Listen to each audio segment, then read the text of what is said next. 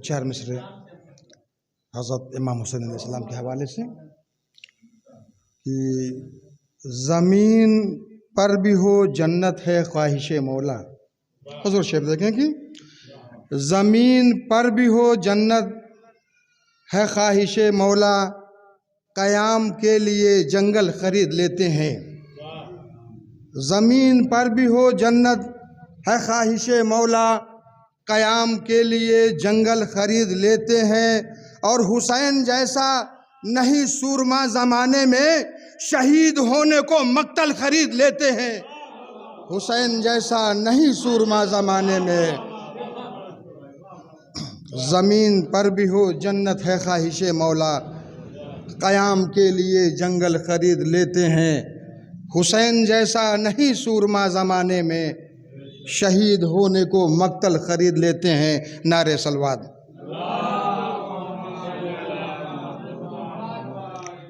अच्छा साहब, चार मिसरे मौला अब्बास के हवाले से कि शनु साहब शेर देखें कि महफिल में पूछता है कि आने से क्या मिला। महफिल में पूछता है कि आने से क्या मिला, चौखट पे इनके सर को झुकाने से क्या मिला। महफिल में पूछता है कि आने से क्या मिला, चौखट पे इनके सर को झुकाने से क्या मिला। अब्बास आए मशक भरी आब ले गए, जालिम बताए पहरा लगाने से क्या मिला। अब्बास आए मशक भरी आब ले गए, जालिम बताए।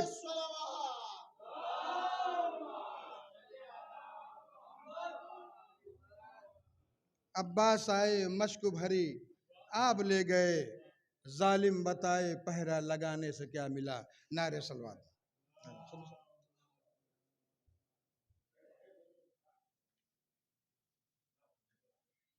हजरात, ये थे जनाब सलमान साहब। कभी ज़माना था कि जब जनाब एहसान चच्चा साहब जिंदा थे तो पेशखानी के फ़राइज़ ज़रूर अंजाम देते थे। खुदा उनको जवारे में मासूमीन में जगह दे। अब मैं गुजारिश करूंगा जनाब असद भाई से तशरीफ़ लाएं और अपने कलाम से मोमिन को मुस्तफ़ीद फरमाएं। नारे सलावत।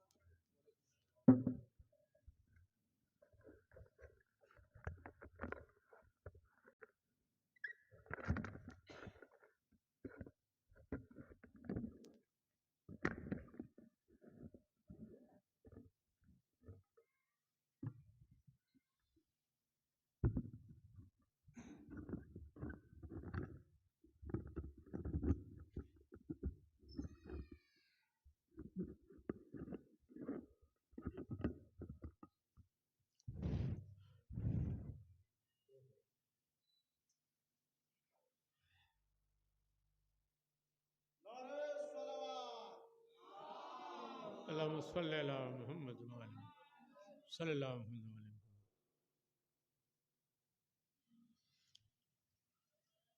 चार मिसरे।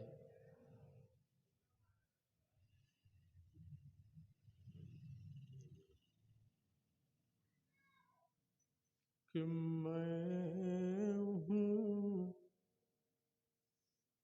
गदाए हैदरे,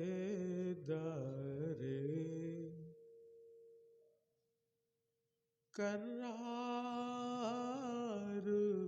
इसलिए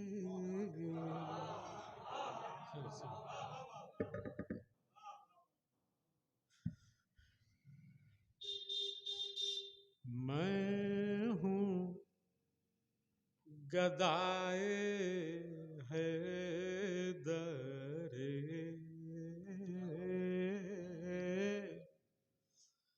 करार इसलिए अब तक किसी के आगे सवाली नहीं रहा।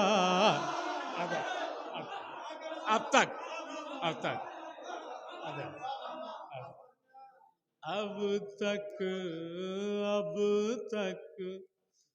किसी के आगे सवाली नहीं रहा।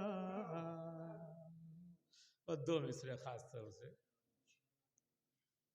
कि आवाज दे रहा है आज़ा खां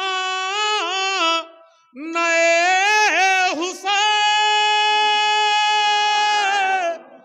ये वो मकान है जो कभी खाली नहीं रहा। अदर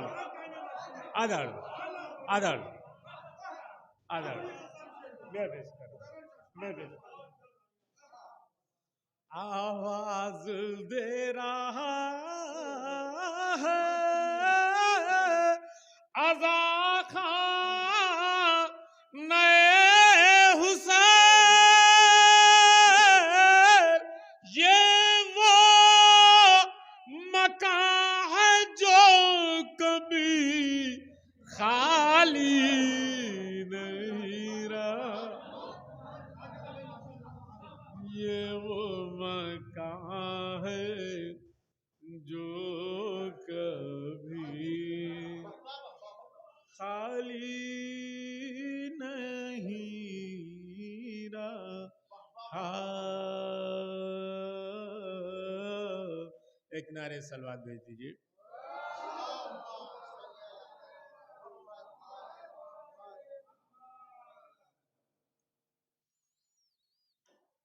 चार मिसरे मौला अब्बास अलैहिस्सलाम की शान में।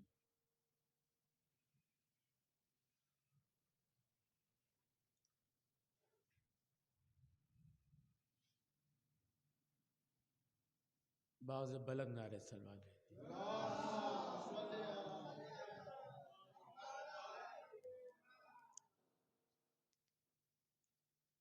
कि करबो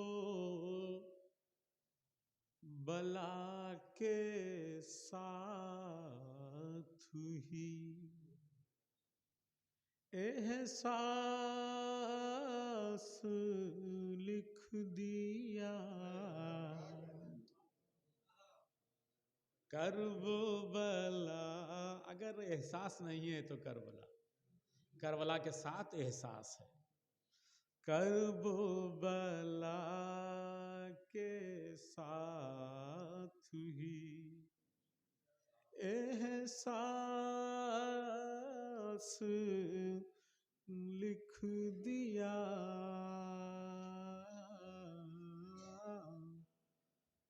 दरिया को जब भी देखा फकत प्यास लिख दिया। दरिया को जब भी देखा फकत प्यास लिख दिया। और दो में से खास तौर से कि जब भी उठा सवाल वफादार कौन है, अरे मैंने कलम उठाया और अब्बा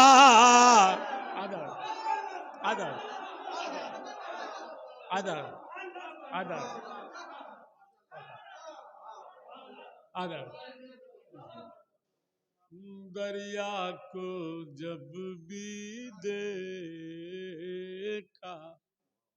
फकत प्यास लिख दिया, और जब भी उठा सवाल वफादार कौन है, मैंने कलम उठाया और अब्बास लिख दिया। आदर आदर मैंने कलम उठाया और अब्बास लिख दिया। एक किनारे सलवार लिख दीजिए।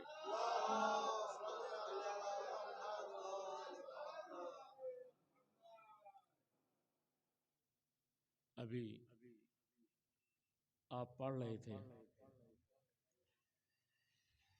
कि सर झुकाने से क्या मिला, मौला के दर पे सर झुकाने से क्या मिला।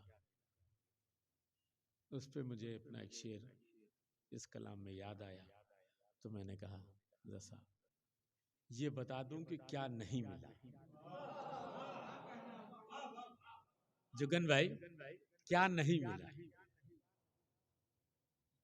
भाई? एक बात बुलंद नारे सुन रहा है।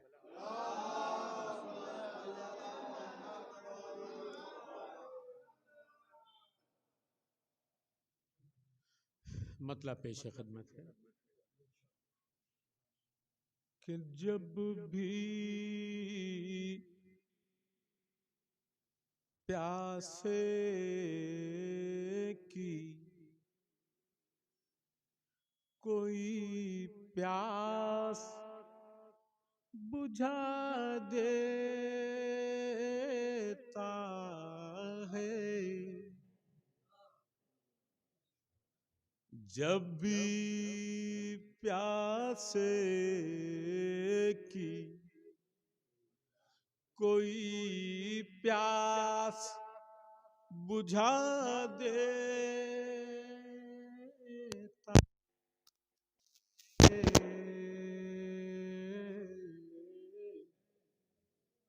एक मुसाफिर से जीने की दुआ दे। अदर अदर एक मुसाफिर से जीने की दुआ देता है,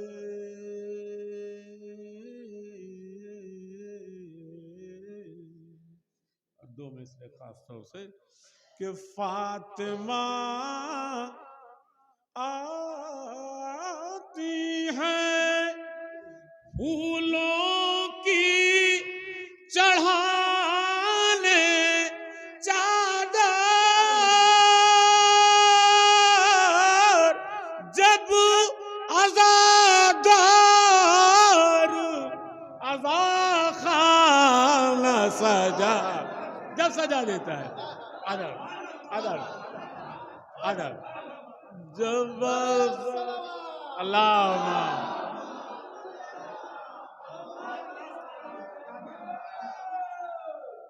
जब आजादार आजा खाना सजा देता है। एक मतला इसमें और पेश करता हूं, इसमें 3 मतले मैंने कहे हैं, एक मतला और पेश करता हूं खास तौर से कि उसकी तौकीर खुदा और बढ़ा देता है, उसकी तौकीर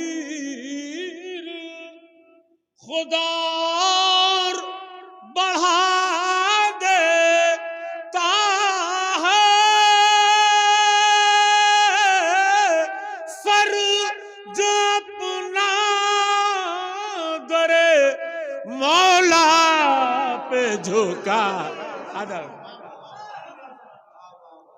सर जो अपना दरे मौला पे झुका देता है। एक मतला इसमें और देखिएगा, एक मतला और पेश करते हैं कि आपके बस का नहीं मजलिसो मातम यारों,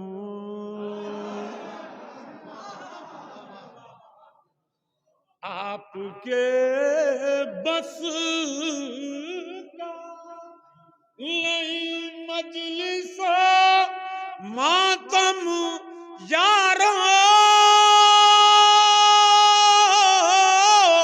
और जिक्र शब्बीर की तौफीक खुदा खुदा देता है।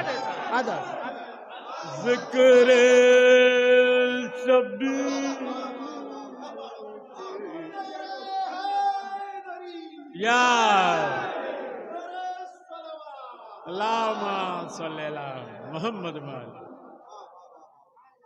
जिक्र शब्बीर की तौफीक खुदा देता है।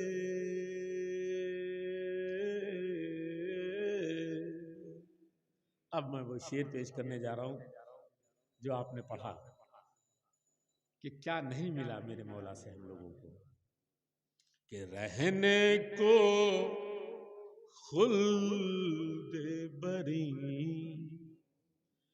पीने को जामे कौसर, रहने को खुल्द बरी, पीने को जामे कौसर,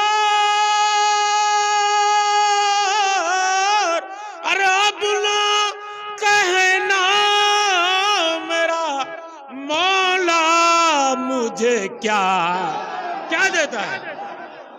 आदर आदर सरकार एक नारे सलवा दे दीजिए।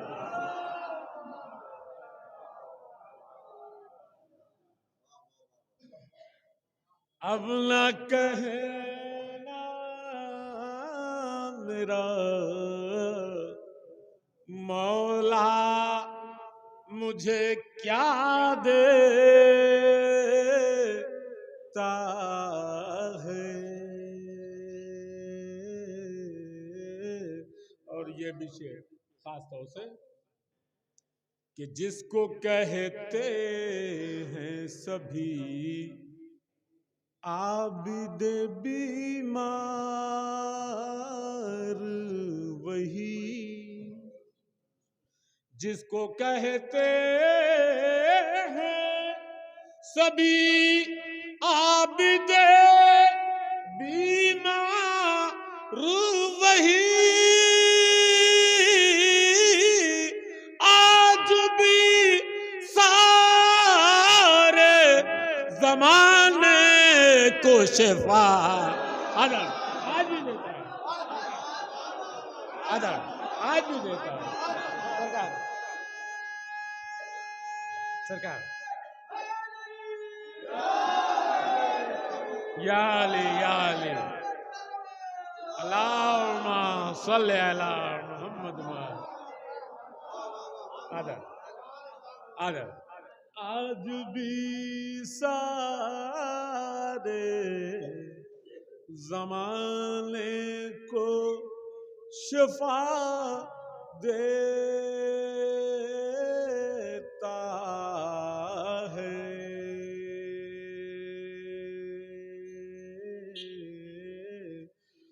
आज भी सारे जमाने को शिफा देता है।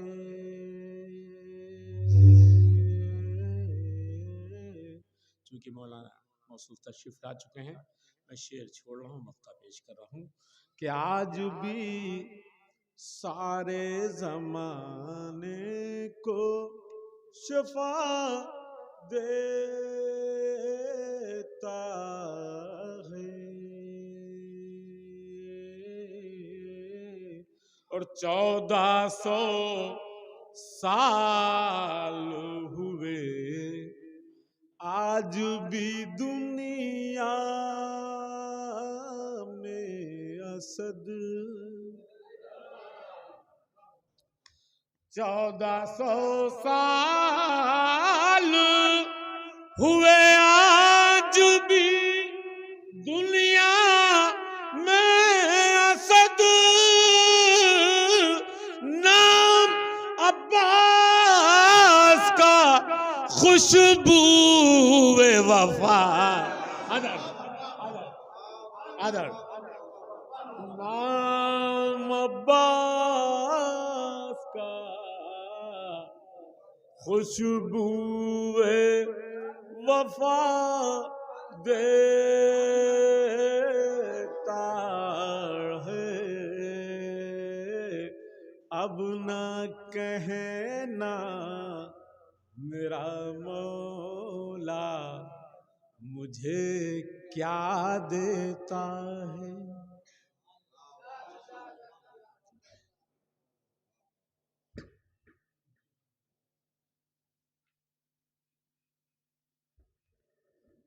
हजरात, आप समात फरमा रहे थे जनाब असद नसीर आबादी साहब को। बिना किसी ताखीर के मैं गुजार हूँ आलिम मौलाना साहब से तशरीफ लाएं अपने बयान से। नारे सलावत।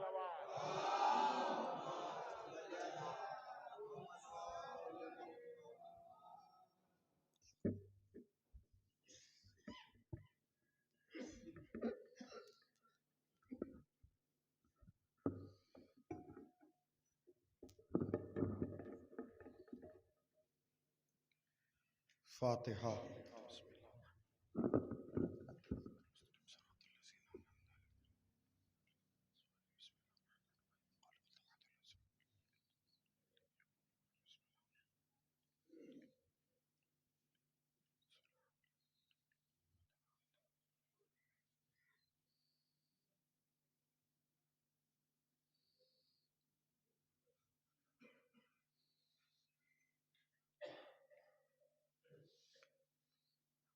हजरात, एक मरतबा सूरह अल-हम्द और 3 मरतबा सूरह इखलास की तिलावत फरमाकर वो हजरात जिन्होंने इस प्रोग्राम के आगाज़ में और इब्तदा में और बुनियाद रखने में जिस हैसियत से भी ताउन किया था और वो आज हमारे दरमियान नहीं है, उनके लिए और जो आज मौजूद हैं और ताउन फरमा रहे हैं उनके मरहूमीन के लिए और तमाम शियाने हैदर कर्रार जो भी इस दुनिया में नहीं रहे हैं उनकी अरवाह के लिए ईसाल फरमाएं।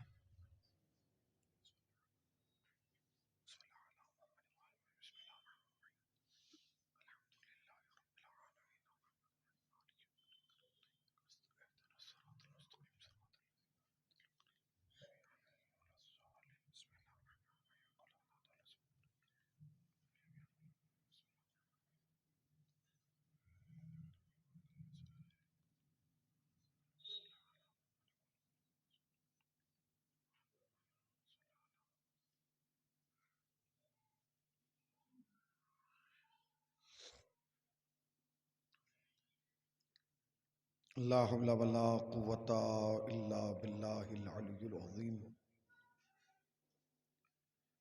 औज़ु बिल्लाहि मिनश शैतानिर रजीम। बिस्मिल्लाहिर रहमानिर रहीम।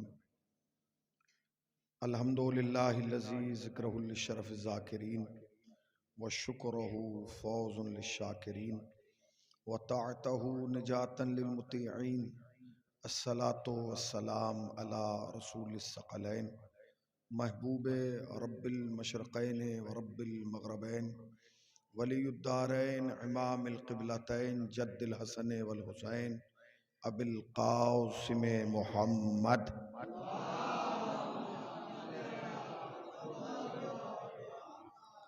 अम्मा बअद फ़क़द क़ाल अल्लाहु हक़ सुब्हानहु तबारक व तआला व क़ौलुहुल हक़। बिस्मिल्लाहिर रहमानिर रहीम।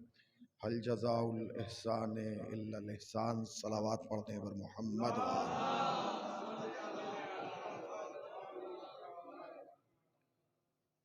लायक़े सद एहतराम अज़ादारान सैयदुश्शुहदा और मातमदारान मज़लूम करबला,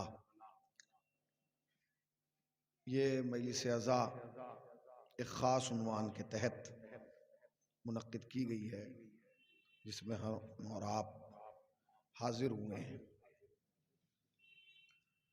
तकरीबन 48वां बरस है ये इन मजलिसों की बुनियाद रखे हुए और इसका उन्वान रखे हुए कि ये 2 रोज़ा मजालिस बउन्वान यौम ज़ैनब मुनक़्क़िद की जाती हैं। मैं बहुत देर से ये सोच रहा था कि किस आय करीमा को उन्वान गुफ्तगू करार दिया जाए कि जो इस हस्ती का एहसान और इस हस्ती की हकीकत और इस हस्ती के वजूद तक हमें पहुंचा सके। मैं सोचता रहा, मगर आखिर में जनाब ज़ैनब सलामुल्लाह अलैहा की पूरी ज़िंदगी को मैंने देखा और देखने के बाद सिर्फ एक ही आयत मेरे जहन में उभर के आई, जिसको मैंने तिलावत कर दिया। ये मजलिस खुद एक जनाब ज़ैनब का एहसान है और उस एहसान का बदला हम आज एहसान से दे रहे हैं। एहसान का बदला हम एहसान से दे रहे हैं। इस मजलिस की बानी जनाब ज़ैनब है, साहिबान नज़र है, मजमा मुख्तसर है मगर मुकम्मल है। मुख्तसर होना ऐब नहीं है, मुकम्मल ना होना ऐब है।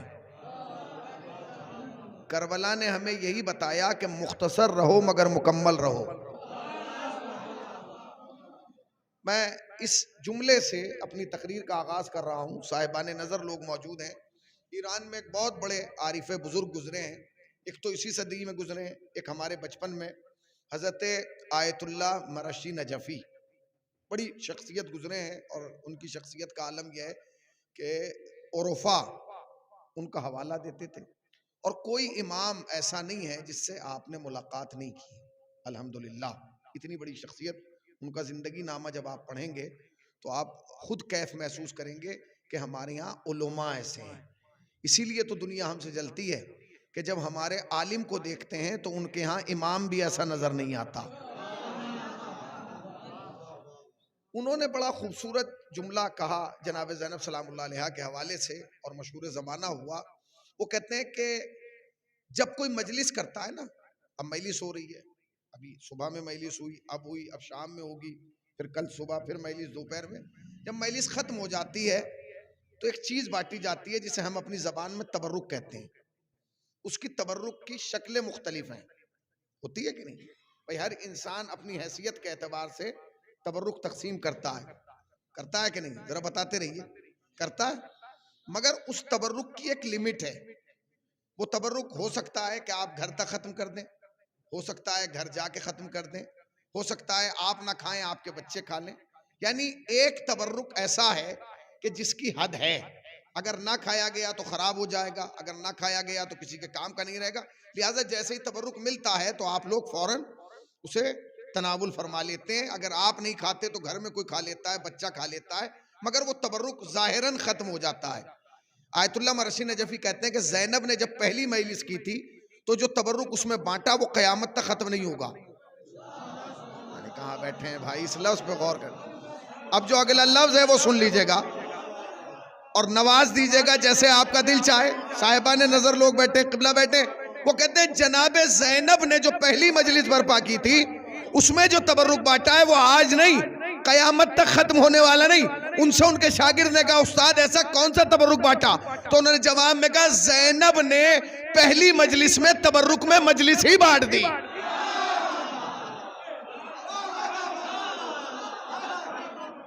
सलावत पढ़े पर मोहम्मद वाले मोहम्मद।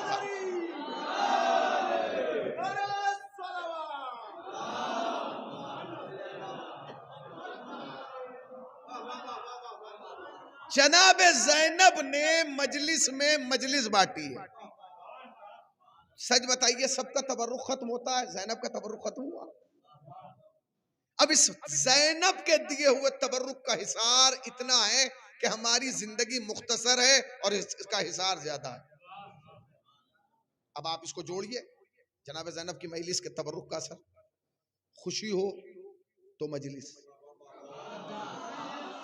गम हो तो मजलिस, घर में कोई मर जाए तो मजलिस, घर में किसी के सेहरा बंधे तो मजलिस, बेटा कलेक्टर बन जाए तो मजलिस, घर में कोई बीमार हो जाए तो मजलिस। हर एतबार से मजलिस हो रही है नहीं भाई, हर एतबार से मजलिस हो रही है कि नहीं?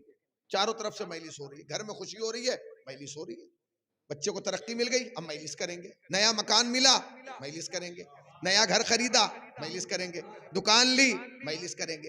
यानी हमारी जिंदगी में हर तरफ से मजलिस ने हमें घेरा हुआ है, चारों तरफ से मजलिस ने हमें घेरा हुआ है और हम बीच में मजलिस।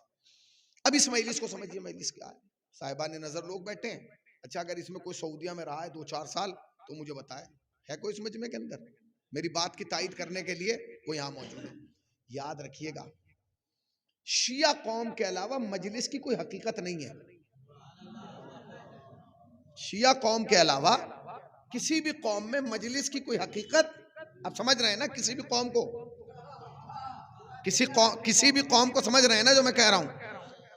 शिया कौम के अलावा किसी भी कौम में मजलिस की कोई हैसियत नहीं है। असद भाई मैं बताऊंगा आपको, जो लोग दुनिया अरब में रहे, कोयत, सऊदिया, दुबई, शारजा, वो बताएंगे कि जिसे हमारी जबान में बैठक कहा जाता है उसे उनकी जबान में मजलिस कहा जाता है। मजलिस या दीवानिया ये तो कहा जाता है। उनका नजरिया यह है, अगर आज भी आप लुगत में जाके मजलिस के मानी तलाश करेंगे कि मजलिस किसे कहा जाता है, तो वो यही जवाब देंगे कि जहां मजमा जमा हो जाए उसे मजलिस कहा जाता है, जहां लोग इकट्ठे हो जाएं उसे मजलिस कहा जाता है, जहां अफराद बैठ जाएं उसे मजलिस कहा जाता है, जहां अहबाब बैठ जाएं उसे मजलिस कहा जाता है, जहां दोस्त बैठ जाएं उसे मजलिस कहा जाता है, जहां लोग मिल के बातें करने लगे उसे मजलिस कहा जाता है।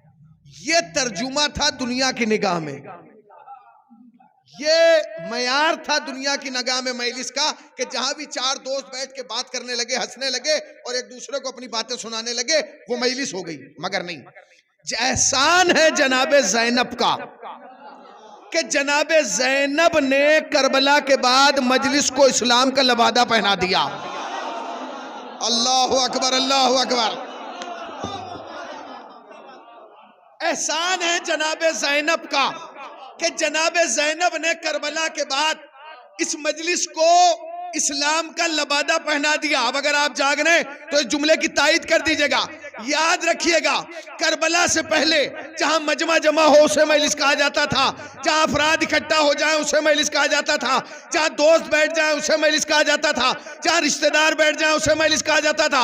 मगर करबला के बाद जहां मजमा जमा हो उसे मजलिस नहीं कहते, जहां हक और बातिल के दरमियान इम्तियाज हो जाए उसे मजलिस कहा जाता है। सलावत पढ़े बर मोहम्मद वाले मोहम्मद वाले।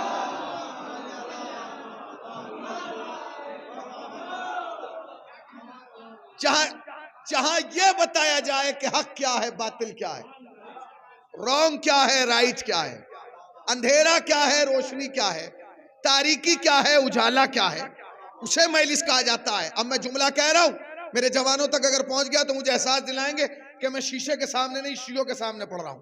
इसलिए कि शीशा नहीं बोलता, शिया बोलता है। भैया अगर ये मजलिस ना होती तो हम दुनिया को बता ही ना पाते कि कातिल कौन है और मकतूल कौन है।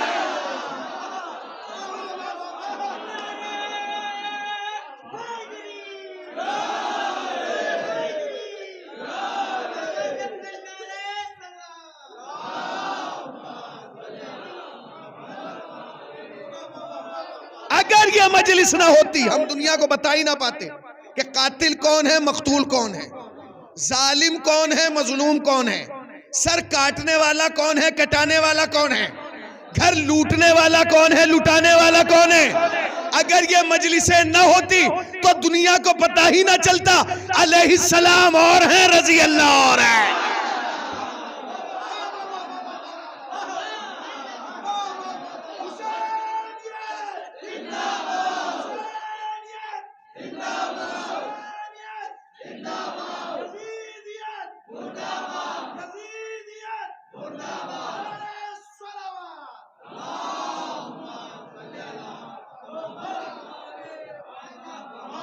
एहसान है जनाबे ज़ैनब का कि जनाबे ज़ैनब ने हमें बिखरने नहीं दिया।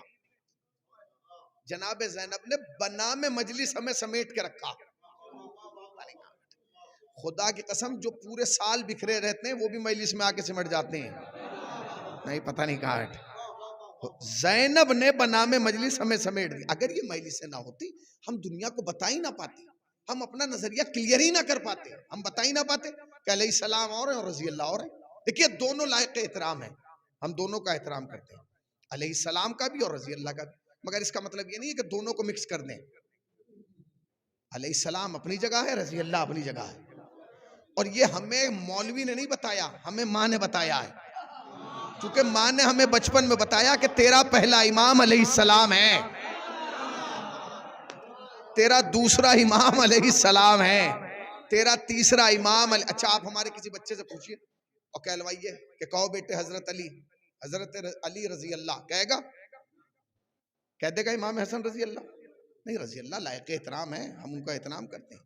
मगर फर्क बताइए दोनों में फर्क क्या है? बस दोनों का फर्क मैं बता दूं और आगे बढ़ जाऊं। याद रखिएगा अलैहिस्सलाम में और रजी अल्लाह में बुनियादी फर्क जानते हैं क्या है? एक लफ्ज का फर्क है, इतना सा आप फौरन महसूस कर लेंगे और मजलिस आगे बढ़ जाएगी। अलैहिस्सलाम में और रजी अल्लाह में बुनियादी फर्क यह है कि जो नबी के दरवाजे पे आके सलाम करें वो सारे रजी अल्लाह हैं। ये पता नहीं कहां बैठे हैं भाई, जरा जागिए, मैं क्या कह रहा हूं। जो नबी के दरवाजे पे आके सलाम करे वो सारे रजी अल्लाह है, जिनके दरवाजे पर नबी आके सलाम करे वो सारे अलैहिस्सलाम है।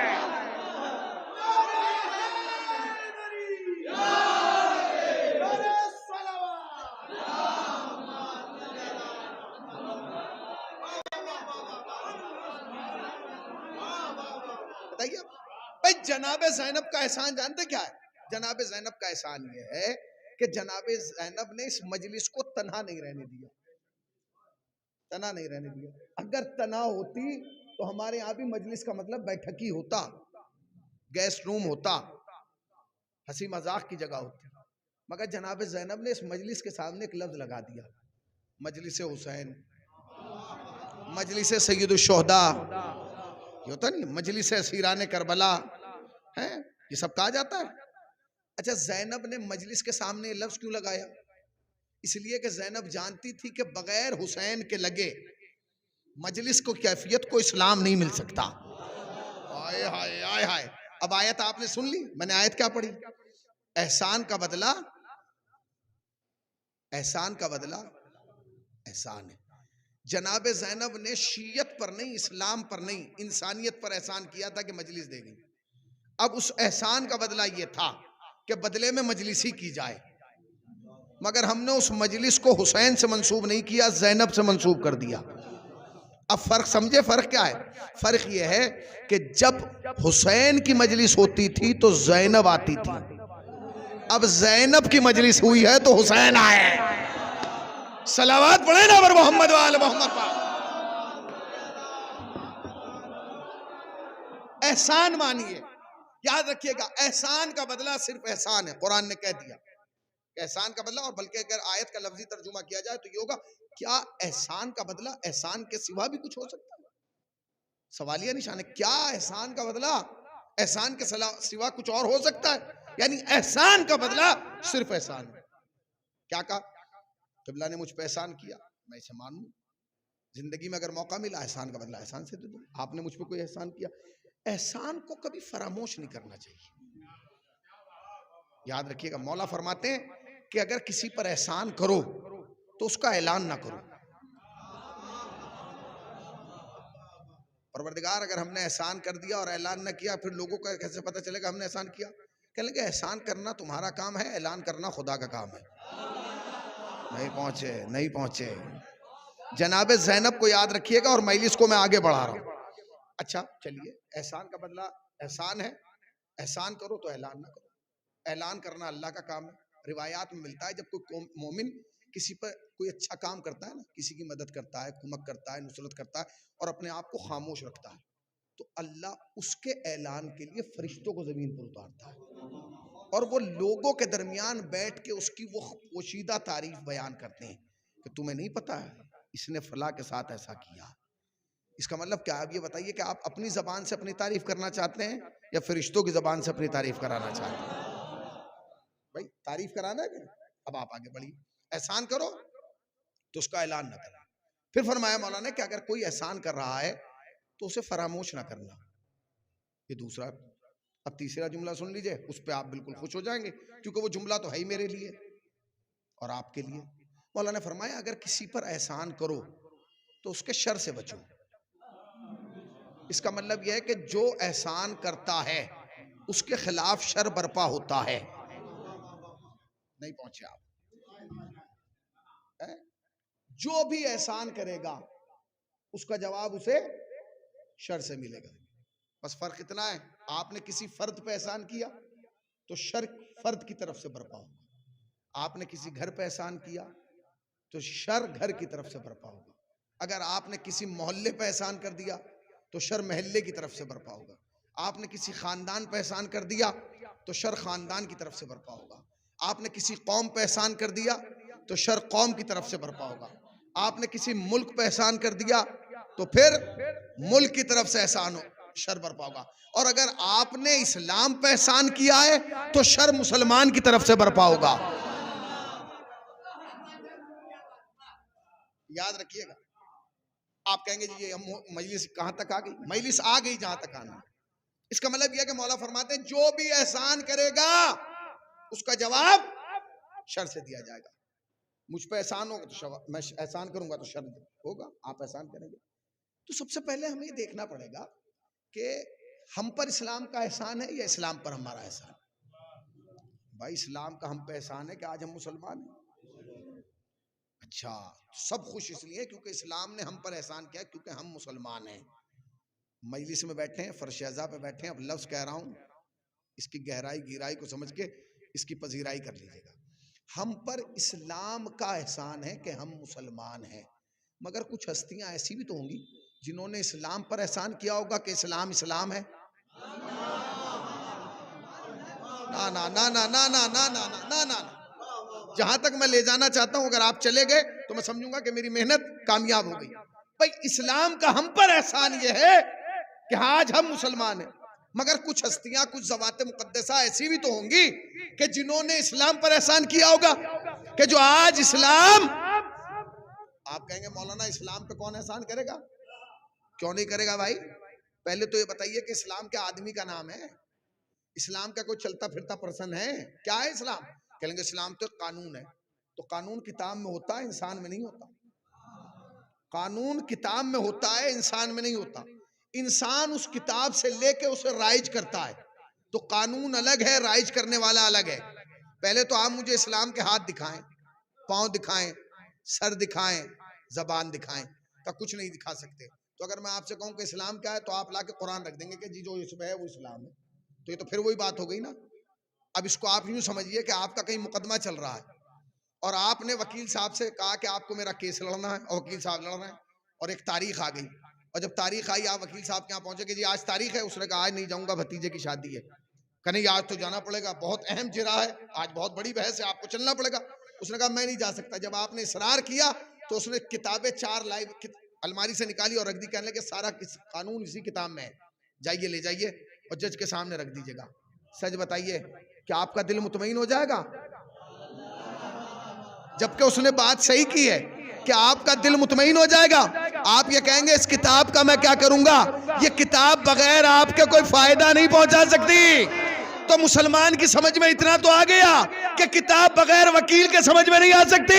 ये क्यों नहीं समझ रहा कि कुरान बगैर अहले बैत का फायदा नहीं पहुंचा सकता।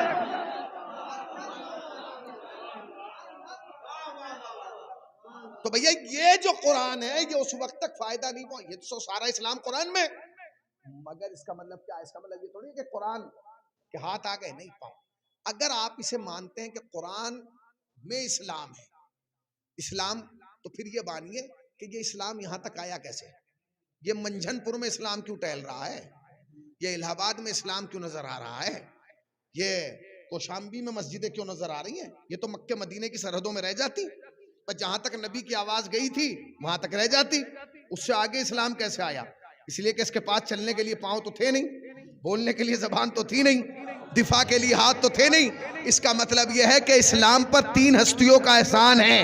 एक वो जो लाया, एक वो जिसने फैलाया, एक वो जिसने बचाया।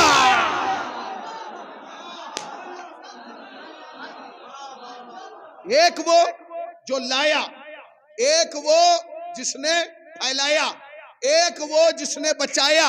बस दुनिया से और हमसे झगड़ा ही है दुनिया का और हमारा, कि दुनिया खाली इस्लाम को मानती है, उन तीनों को नहीं मानती, जो लाया, बचाया, फैलाया।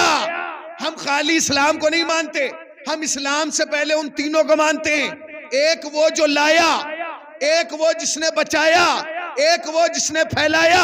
अब तारीख इस्लाम से गुजारिश है कि उन तीनों के नाम बता दे, जो लाने वाला है, फैलाने वाला है, बचाने वाला है। तो तारीख ने 3 ही नाम दिए। कहने लगे लाने वाले का नाम मोहम्मद है, फैलाने वाले का नाम अली है, बचाने वाले का नाम हुसैन है।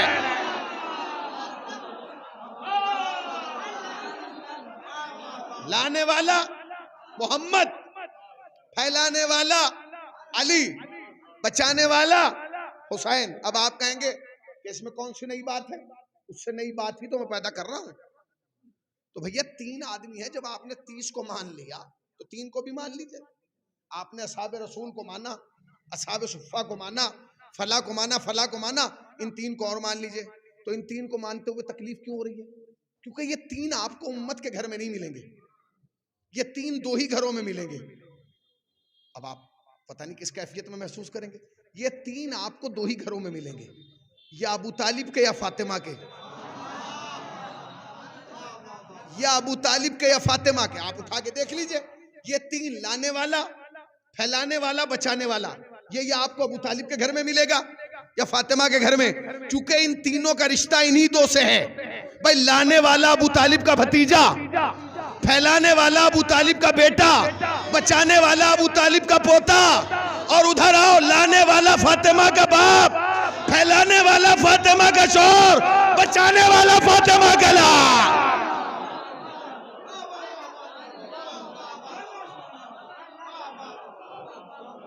तो लाने वाले, फैलाने वाले, बचाने वाले। इसका मतलब यह कि कुछ हस्तियां ऐसी भी हैं जिन्होंने इस्लाम पर एहसान किया, तो उन्हें मानो जिन्होंने इस्लाम पर एहसान किया है। अब आप एक कदम, नहीं हम ये वाले नहीं मानेंगे, आप नए 3 ले आइए। चलिए हम नए 3 ले आए।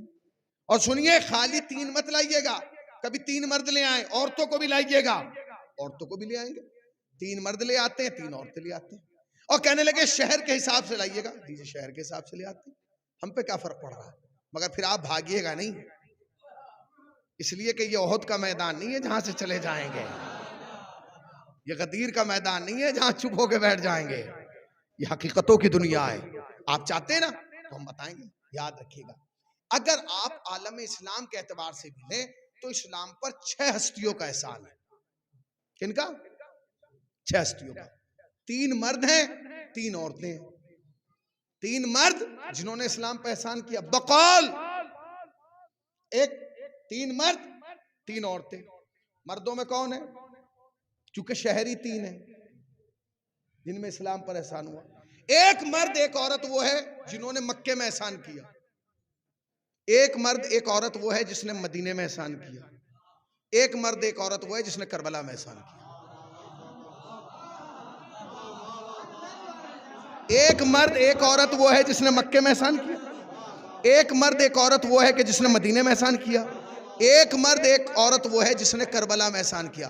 अब जो खामोश बैठे हैं उन्हें भी नादे अली के हिसार में बांध के कह रहा हूं, कमाल यह है कि जिस मर्द ने मक्के में एहसान किया था ना, उसी के बेटे ने मदीने में एहसान किया, और जिसके बेटे ने मदीने में एहसान किया उसी के बेटे ने करबला में एहसान किया। और खाली मर्दों में नहीं, औरतों में भी यही हुआ। जिसने मक्के में इस्लाम पे एहसान किया था उसी की बेटी ने मदीने में एहसान किया, और जिसने मदीने में एहसान किया उसी की बेटी ने करबला में एहसान किया।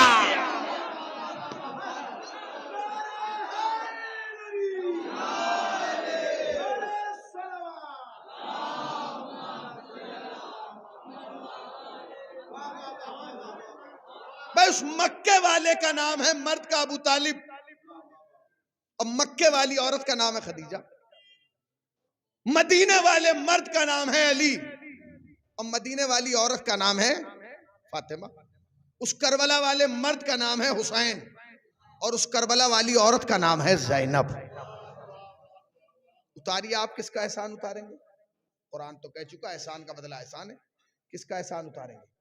खदीजा का उतार देंगे, खदीजा का उतारेंगे, अबू तालिब का उतारेंगे। याद रखिएगा, इस्लाम पर अगर आप किसी का एहसान, सबके एहसान हटा दें, मगर दो का एहसान नहीं हटा सकते, एक अबू तालिब का, एक खदीजा का। उसकी तलवार ना होती तो इस्लाम ना होता, इनका माल ना होता तो इस्लाम ना होता। नहीं, और करीब आके कह दूं, अगर उनकी तलवार ना होती तो इस्लाम ना होता, खदीजा का दस्तरखान ना होता। तो अब एक जुमला कह दूं, अगर इस्लाम फैला है तो दो ही की वजह से, या अली के बाप की वजह से या फातिमा की मां की वजह से। आप आइए, उतार देंगे आप? नहीं, नबी की तमाम बीवियां हैं, मगर तमाम बीवियों में और खदीजा में एक बुनियादी फर्क है।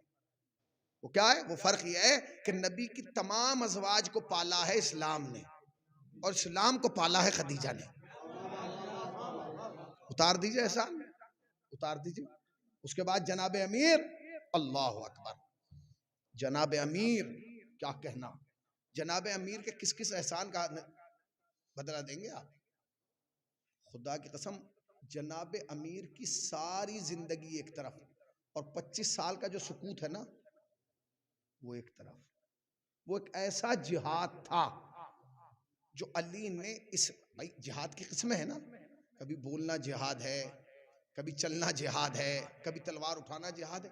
ये अली का वो जिहाद था जो अली ने सब्र के हवाले से किया। ये बड़ा बड़ा काम था मौलाए कायनात का, 25 साल घर में रहना और सुकूत के साथ और खामोशी के साथ, मगर इस्लाम को लावारिस नहीं छोड़ा। जब भी किसी ने कहा या अली इस मसले का हल कर दीजिए, अली आ गए, और लोगों ने नारे लगाए कि अगर ये ना होते तो हम हलाक हो जाते। भाई ये कहा नहीं कि अगर ये ना होते तो हम हलाक हो जाते। इसका मतलब यह कि अली ने 25 साल में कुछ किया नहीं किया, मगर उन्हें हलाकत से बचाते रहे। अब आप कहते हैं कि ये कैसे हो सकता है कि आप मदद कर सकता है, क्या अपनों की मदद? अब आप आगे आइए, जनाब ज़ैनब सलामुल्लाह अलैहा। देखिए, जनाब ज़ैनब सलामुल्लाह अलैहा का तारुफ यही है। अगर इस तारुफ को मैं आप तक पहुंचा गया तो मैं समझूंगा कि मेरी बात मेरे सुनने वालों तक पहुंच गई। उलमा लिखते हैं कि अगर खुदा नादे अली को शक्ल अता करता तो ज़ैनब बनती, अगर नादे अली को शक्ल अता किया जाए तो वजूद ज़ैनब बनेगा। क्या जरूरत थी? देखिए, तारीख में कुछ हस्तियां अजीबो गरीब, मतलब जनाब मरियम, कुरान मजीद में मरियम के नाम का सूरा मौजूद है, सूरह मरियम। किस लेवल की खातून होगी, किस मयार की खातून होगी? अब जिसके नाम का सूरा कुरान में आ गया उसके बाद कोई जरूरत है? बस मरियम आखिर है, एंड है, लास्ट है, नमूना बना दिया। कुरान ने मरियम की अजमतों के कसीदे पढ़े, कुरान ने बताया है कि मरियम की शान क्या है, मगर मरियम के बाद भी एक खातून की जरूरत थी, तो अल्लाह ने जनाब सैयदा को भेजा। जरूरत क्यों थी? इसलिए क्योंकि जनाब मरियम एक बेटी की सूरत में तो नमूना है, एक मां की सूरत में भी नमूना है, मगर एक जौजा की सूरत में नमूना नहीं है। मरियम ये तो बताएंगी कि एक बेटी को कैसा होना चाहिए, ये मरियम चाहिए, ये भी मरियम बता सकती है, मगर एक ज़ौजा को कैसा होना चाहिए ये मरियम नहीं बता सकती, क्योंकि मरियम शौहरदार नहीं है। अल्लाह ने मरियम को शौहर नहीं दिया, माँ बनाया मगर बगैर शौहर के बनाया। परवरदिगार आलम क्या कहा मरियम नमूना है, मगर एक गुंजाइश है कि जहां आके रुक गई कि कैसा होना चाहिए, तो अल्लाह ने जनाब सैयदा को भेजा। अब जनाब सैयदा आई, बेहतरीन नमूना। अगर माँ हो तो सैयदा जैसी, अगर ज़ौजा हो तो सैयदा जैसी, अगर बेटी हो, तवज्जो सुनिएगा, अगर माँ हो तो सैयदा जैसी, अगर बेटी हो तो सैयदा जैसी, अगर ज़ौजा हो तो जिंदगी मुकम्मल हो गई, मगर नहीं। अल्लाह अकबर। आयतुल्लाह तैयब जज़ायरी कहते हैं कि अगर यहां मुकम्मल हो जाती तो अल्लाह ज़ैनब को ना भेजता। का क्यों? कहा कि इसलिए कि ये तो सैयदा बता सकती हैं कि बेटी कैसी हो, ये भी सैयदा बता सकती हैं कि ज़ौजा कैसी हो, ये भी सैयदा बता सकती हैं कि एक माँ को कैसा होना चाहिए, मगर ये सैयदा नहीं बता सकती कि एक बहन को कैसा होना चाहिए। सलावत पढ़े बर मोहम्मद वाले मोहम्मद वाल।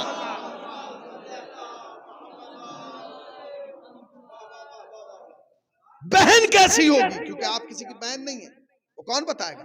तो कहा उसके लिए परवरदिगार आलम ने ज़ैनब को भेजा, क्योंकि ज़ैनब एक वो मुकम्मल नमूना है कि ज़ैनब बताएगी कि एक माँ को कैसा होना चाहिए, ज़ैनब बताएगी कि एक ज़ौजा को कैसा होना चाहिए, ज़ैनब बताएंगी कि एक बेटी को कैसा होना चाहिए, ज़ैनब बताएंगी कि एक बहन को कैसा होना चाहिए।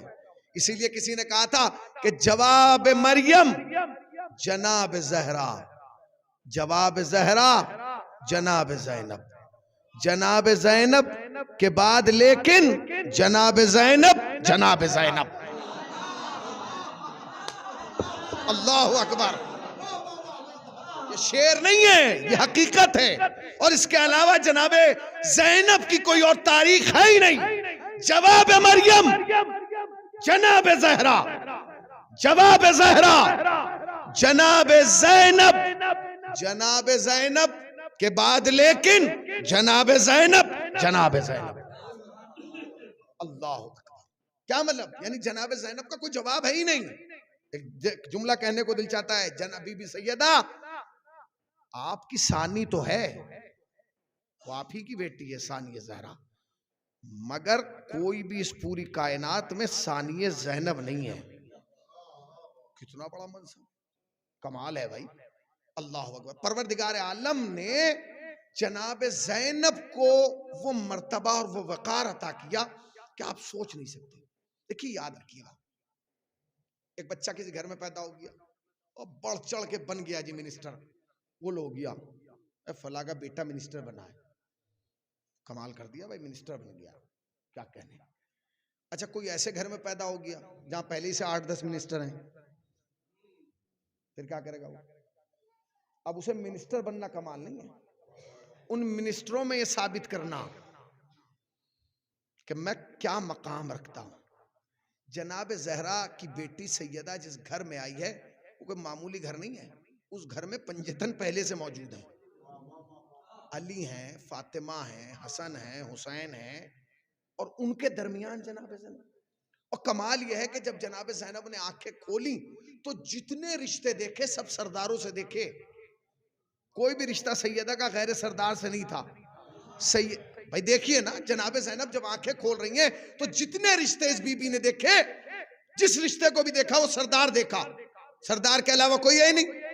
अब क्या करे जनाब ज़ैनब? नाना को देख रही है तो वो अंबिया का सरदार, बाबा को देखा तो वो औलिया का सरदार, अम्मा को देखा तो वो जन्नत की औरतों की सरदार, भाइयों को देखा वो जमाना ने जन्नत के सरदार। अब जरूरत किस बात की थी?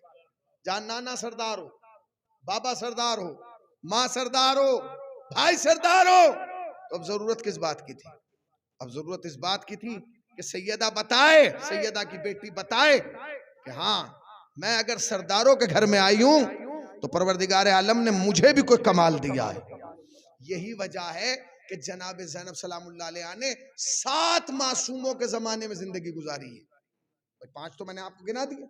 उसके बाद इमाम ज़ैनुल आबिदीन और उसके बाद इमाम मोहम्मद बाकर, यानी 5 इमामों के जमाने में जिंदगी गुजारी है। और रिवायतें कहती हैं कि इन 5 इमामों में से, यानी 5वें इमाम तक 3 इमाम वो हैं जिन्होंने जनाब ज़ैनब से मशवरा लिया। कम नहीं है, 3 इमामों ने मशवरा लिया। इमाम हुसैन ने जनाब ज़ैनब से मशवरा लिया, इमाम सज्जाद ने जनाब ज़ैनब से मशवरा लिया, इमाम बाकर ने मशवरा लिया। और नहीं किया, जो सरदारों के घर में आई हो, जिसने चारों तरफ सरदार देखे हो, अब अपने वजूद को कैसे मनवाए। इन 3 इमामों का मशवरा लेना इस बात की दलील थी कि तुम सैयदा की बेटी को मामूली ना समझना। जिसके मशवरे पे कायनात चले उसे इमाम कहते हैं, जिसके मशवरे पे इमाम चले उसे ज़ैनब कहते हैं। उस कैफियत को समझिए जनाब ज़ैनब, एक खातून, एक औरत। कुरान क्या कह रहा है? अर्रिजालु कव्वामूना अलन निसा, हमने मर्दों को औरतों पे बरतरी दी है। मर्द को हाकिम बनाया है, मर्द को ताकतवर बनाया है, मर्द का फैसला पहले रखा गया है, मर्द को जज बनाया है, काजी बनाया है। औरत, एक औरत जात का जब तसव्वुर किया जाता है, क्या होता है औरत का? जब आदमी औरत को सोचता है, एक नाजुक, एक अपने फैसले से हटने वाली, मगर अल्लाह अकबर, जनाब ज़ैनब के किरदार को देखिए। खुदा के साथ आदमी सोचता है तो पसीने आ जाते हैं। जब हम मख्तल की तरफ जाएंगे तो एक अजीब गरीब जुमला मिलेगा। ये बाबे फजाइल में नहीं है, बाबे मसाइब में, मगर मैं इसे बाबे फजाइल में सुना। इस कैफियत को समझिएगा कि इमाम हुसैन जा रहे हैं, वक्त आखिर है, अब जा रहे हैं, अब जाके हुसैन लौट के नहीं आएंगे। अब ऐसे वक्त में जनाब ज़ैनब का तारुफ करा रहे हैं इमाम हुसैन। अब आप कहेंगे मौलाना कहीं भी तारुफ नहीं कराया, आप कहां से कह रहे हैं? मैं बताऊंगा तारुफ कैसे करें। इमाम हुसैन जा रहे हैं और घोड़े पर सवार होना चाहते हैं। जनाब ज़ैनब घोड़े का लगाम पकड़े हुए खड़ी, रुके, और रुकने के बाद कहा, बहन ज़ैनब, हमें नमाज शब की दुआओं में फरामोश न करना। ये जुमला हुसैन अपने लिए नहीं कह रहे, ये जुमला जनाब ज़ैनब के तारुफ करा रहे हैं। ये तारुफ जनाब ज़ैनब है, क्योंकि सरदारों के घर में आई है ना। अब तारुफ कैसे करा रहे हैं? खुदा की कसम, जनाब ज़ैनब के अगर आप रिवायात उठा के देखें, 61 अलकाब हैं, 61 अलकाबात हैं जनाब ज़ैनब। और अगर एक एक लक़ब की शरह की जाए तो पसीने आ जाएंगे सुनने वाले को भी और पढ़ने वाले को भी, क्योंकि बर्दाश्त नहीं कर सकता। हर आदमी का अकीदा उस मयार का नहीं है कि जनाब ज़ैनब के अलकाबात की शरह को महसूस कर सके। कैफियत को समझिए। बहन, हम जा रहे हैं, हमें नमाज शब की दुआओं में फरामोश ना करना। हुसैन जानते थे कि जुमला तारीख बनने वाला है। हुसैन जानते हैं कि क़यामत तक ये जुमला जाएगा। क्यों भाई, क्या इमाम हुसैन को नहीं मालूम मेरे बाद क्या होगा? सरोतन में जुदाई हो जाएगी, शाम गरीबा आ जाएगी, फौज अशकिया खेमों तक आ जाएगा, सर से चादरें छीन ली जाएंगी, इनको एक रस्सी में बांध लिया जाएगा, इन्हें दयार बदयार फिराया जाएगा। अच्छा, अगर इमाम हुसैन ना भी कहते तो क्या जनाब ज़ैनब इमाम हुसैन को भूल जाती? नहीं। अच्छा, जुमले की नजाकत को समझिए। हमें नमाज शब की दुआओं में फरामोश ना करना। नमाज शब, ये नहीं कहा कि हमें नमाज में, शब की कैद लगाई, क्योंकि शब कंपलसरी नहीं है, नमाज शब वाजिब नहीं है। पढ़ो तो जजा, ना पढ़ो तो सजा। हुसैन नमाज की भी उस नमाज की कैफियत बयान कर रहे हैं जो वाजिब नहीं है। पढ़ लो तो अच्छा है, ना पढ़ो तो कोई मुश्किल नहीं है। बहन ज़ैनब, हमें नमाज शब की दुआओं में फरामोश ना करना। इस जुमले की कैफियत को समझे। खुदा की कसम, उलमा ने जो इसका की वजाहत की है, दिल कांप जाएगा। वो कहना चाहते हैं कि जाते जाते भी हुसैन तारुफ करा के गए हैं कि अब हमारे बाद जो मुसीबतों के पहाड़ टूटेंगे वो एक तरफ, मगर हम ऐसे लम्हे में भी बता रहे हैं कि ज़ैनब उस किरदार को कहते हैं कि दुनिया ज़ैनब से सब कुछ छीन सकती है, शौक़ इबादत नहीं छीन सकती। ज़ैनब से शौक़ इबादत नहीं छीन सकती। अल्लाह अकबर, अल्लाह अकबर। कैफियत समझे आप? कैफियत समझे, इस कैफियत को समझे। अब जो जुमला है वो सुन लीजिए आप। रिवायत कहती है, जब इमाम ये कह के गए ना इमाम सज्जाद से रुखसत के लिए, तो कैफियत क्या थी? जब जा रहे थे तो आगे आगे इमाम हुसैन थे, पीछे पीछे जनाब ज़ैनब थी। मगर जब पलटे हैं, अल्लाह अकबर, तो अब जनाब ज़ैनब आगे हैं, हुसैन पीछे। क्यों भाई ये तरतीब क्यों बदली? उलमा कहते जब जा रहे थे, अल्लाह अकबर, जब जा रहे थे इमामत भी हुसैन के पास थी, रहबरियत भी हुसैन के पास थी। मगर जब खेमे से लौटे तो इमामत सज्जाद को दे दी, रहबरियत ज़ैनब को दे दी। ज़ैनब, अब आज के बाद तुम्हें आगे चलना है। इसीलिए तो कहा जाता है फातह कूफा और शाम, फातह करबला होना आसान है, फातह कूफा और शाम होना बड़ा मुश्किल है। जनाब ज़ैनब, अल्लाह अकबर, ऐसे भाई औरत, वो भी ऐसी औरत कि जो आयत तत्हीर के हिसार में पली हो, जिसके लिए उलमा कहते हैं कि ज़ैनब उस जात का। भाई जनाब ज़ैनब ने जिस घर में आंखें खोली पंजतन है, सब कुरान नातिक है। अजीब जुमला लिखा, वो कहते हैं कि ज़ैनब उस जात का नाम है, बल्कि ये कह दिया कि ज़ैनब उस हदीस को कहते हैं जिस हदीस को कुरान ने पाला है। उस हदीस का नाम ज़ैनब है जिस हदीस की तरबियत कुरानों ने की है। नाना कुरान, बाबा कुरान, भाई कुरान, अम्मा कुरान, जब 5 कुरानों ने तरबियत की है तब जाके ज़ैनब वजूद में आई। अब चलिए जनाब, इमाम सज्जाद के हवाले, अलमदारी ज़ैनब के हवाले आ गई। इब्न ज़ियाद का दरबार, इब्न ज़ियाद दरबार सजाए हुए बैठा है। जनाब ज़ैनब को अपना भी तारुफ कराना है और उसका भी तारुफ कराना है। दरबार उसका है, लोग उसके हैं, सिपाही उसके हैं, अवाम उसकी है, मजमा उसका है, सब कुछ उसका है। मगर जनाब ज़ैनब अली की बेटी है, जनाब ज़ैनब सैयदा की बेटी है। जनाब ज़ैनब दरबार की तारीख को जानती हैं, जनाब ज़ैनब दरबार को पहचानती हैं, जनाब ज़ैनब इब्न ज़ियाद की कैफियतों को जानती हैं। उसने कहा ना, ये बागी की बहनें हैं, एक शख्स ने यजीद के खिलाफ बगावत की थी, खरूज किया था, हमने उसे कत्ल कर दिया, ये उसी के घराने वाले हैं। अब जनाब ज़ैनब खड़ी, अल्लाह, पहला जुमला कहा, ए मरजाना के बेटे, अल्लाह अकबर, ए मरजाना के बेटे। ज़ैनब का भरे दरबार में मरजाना का बेटा कहना इब्न ज़ियाद की शख्सियत का कत्ल था, इसलिए कि उस दरबार में कोई भी ऐसा ना था जो इब्न मरजाना को ना जानता हो।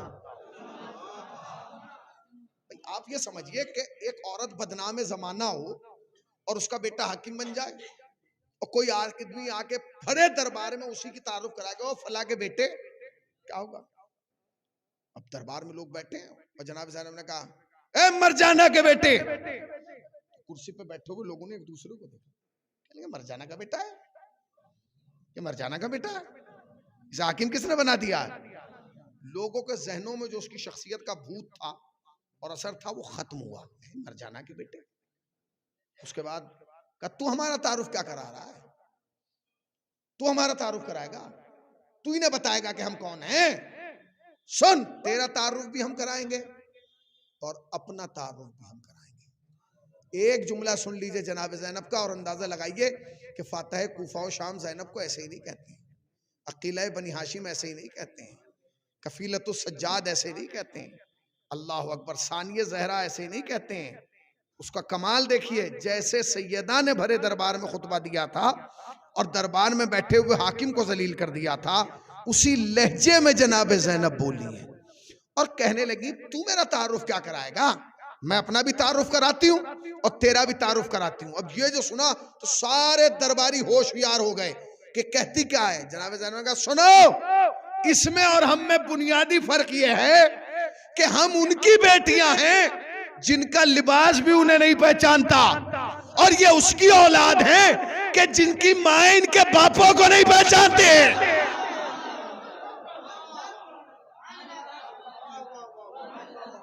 ये हमारा तारुफ क्या कराएगा? ये हमें क्या पहचानवाएगा? इसकी शख्सियत क्या है हम बताएंगे। जितना किला उसने बनाया था एक जुमले से, ये किसका है? ये जनाब ज़ैनब सलामुल्लाह अलैहा का है।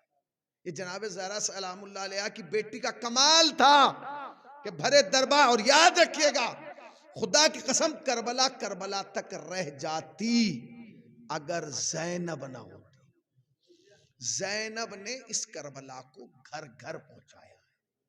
आज दुनिया में जहां भी फर्श आज़ा बिछ रहा है, ये एहसान है जनाब। जाइए शाम, देखिए आप, जो लोग शाम गए वो बताएंगे, बिल्कुल दरबार यजीद के बगल में वो घर है कि जहां पहली मजलिस हुई है। बिल्कुल दरबार यजीद और जो मकान है यजीद का, उसके बिल्कुल बगल में वो कमरा है, उसमें वहां मकाम रासुल हुसैन भी है, जहां इमाम हुसैन का सर रखा गया था। उस बाकायदा उस खाने को, उस अलमारी को उन्होंने तैयार किया कि यहाँ मकाम रासुल हुसैन है, यहाँ इमाम हुसैन का सर रखा गया। कितना फासला था, ये खुद कहना जनाब ज़ैनब। अच्छा, जनाब ज़ैनब को मजलिस करना थी, बगैर बताए कर लेते। मजलिसी तो अब तो रिया हो गए ना, अब हम चाहे जो करें। ये शर्त क्या है, हम पहले मजलिस बर्पा करेंगे। क्यों भाई? इसलिए कि चूंकि अगर ज़ैनब बगैर बताए मजलिस कर देती तो मजलिस तो हो जाती, यजीद की शिकस्त ना होती। अगर जनाब ज़ैनब मजलिस, भाई मजलिस तो हो जाती ना भाई। अच्छा मैं आपको बताऊं, अगर हुर चाहता तो बगैर बताए भी लश्कर से निकल के हुसैन की तरफ आ जाता, मगर हुर तो आता, मगर ये कहता बगैर बताए भागा था, मगर नहीं, हुर बता के आया मैं जा रहा हूं हुसैन की तरफ। ज़ैनब ने कहा मैं मजलिस करूंगी हुसैन की, तेरे बाप में दम हो तो तू रोक ले, और सुन अब तू तो यहीं तक रह जाएगा, ये मजलिस घर घर चली जाएगी। जनाब इस कैफियत को समझिए कि जनाब ज़ैनब क्या कह रही हैं। इजाजत लाओ सज्जाद, अभी हम दिल भर के रो नहीं पाए, जाओ यजीद से कहो कि घर खाली कराएं। अच्छा, जनाब ज़ैनब फर्श लेके गई थी, जनाब ज़ैनब मिंबर लेके गई थी, जनाब ज़ैनब सामान लेके गई थी? नहीं। मकान खाली करा, फर्श बिछा, मिंबर लगा, इंतजाम तेरा होगा, ऐलान हुसैन का होगा।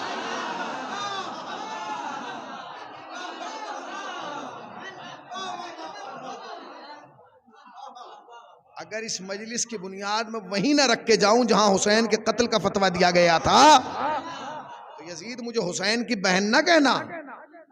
कर मकान खाली, मकान खाली कराया कि नहीं, फर्ज बिछाया कि नहीं, शाम की औरतों को बुलाया कि नहीं, हुसैन के कत्ल का किस्सा सुनाया कि नहीं? बताइए आप।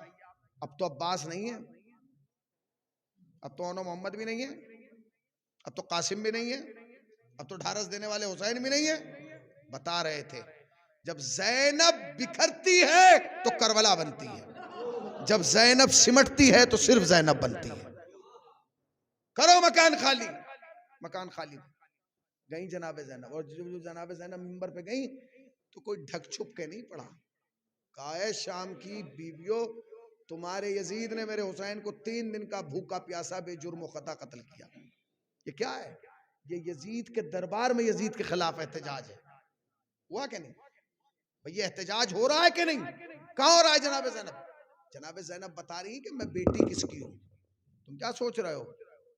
तुम मेरी माँ को कहते हो कि मेरी माँ दरबार से खाली आ गई? नहीं, खाली नहीं आई, खाली तो हम भी जा रहे थे, मगर आज की इस मजलिस का असर बरसों के बाद नजर आएगा। मेरी अम्मा जो दरबार में गई थी वो भी बरसों के बाद आएगा। याद रख, अगर ये मजलिस मेरा दरबार में आना और इस मजलिस को घर घर पहुंचाना तेरी समझ में आ रहा है, तो एक बरस ऐसा आएगा कि जब अय्याम फातिमिया घर घर होगा, महल्ला महल्ला होगा, जब तुझे समझ में आएगा कि माँ दरबार में आई तो लानत दे के गई, बेटी दरबार में आई तो मजलिस दे के गई।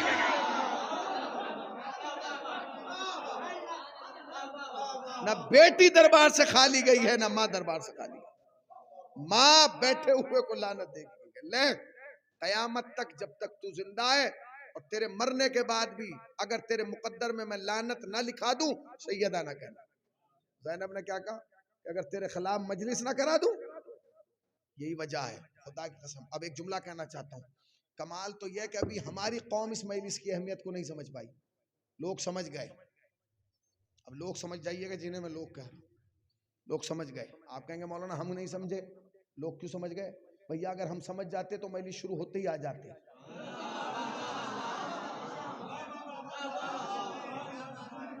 तो किसी भाई अगर ये किसी के अब्बा के साले सवाब की थोड़ी है, ये किसी के नाना के साले सवाब की थोड़ी है, ये तो जनाब ज़ैनब की मजलिस है। आज तुम अगर शिया हो इस मजलिस की वजह से हो, तो तुमसे जनाब ज़ैनब के नाम पे 2 दिन मांगे जा रहे हैं, उसमें भी तुम इस कैफियत से आ रहे हो। 4, 5, 10 मजलिस शुरू हुई थी, आपको आ जाना चाहिए था। कितनी देर की मजलिस होगी? 1.5 घंटा। हम इस मजलिस की अहमियत को नहीं समझे। यही वजह है कि शब्बेदारी की मजलिस होती रहती है, हम बाहर खड़े होकर चाय पीते रहते हैं। शब्बेदारी की मजलिस होती रहती है, हम दोस्तों के साथ बैठ के ठट्टे उड़ाते रहते हैं।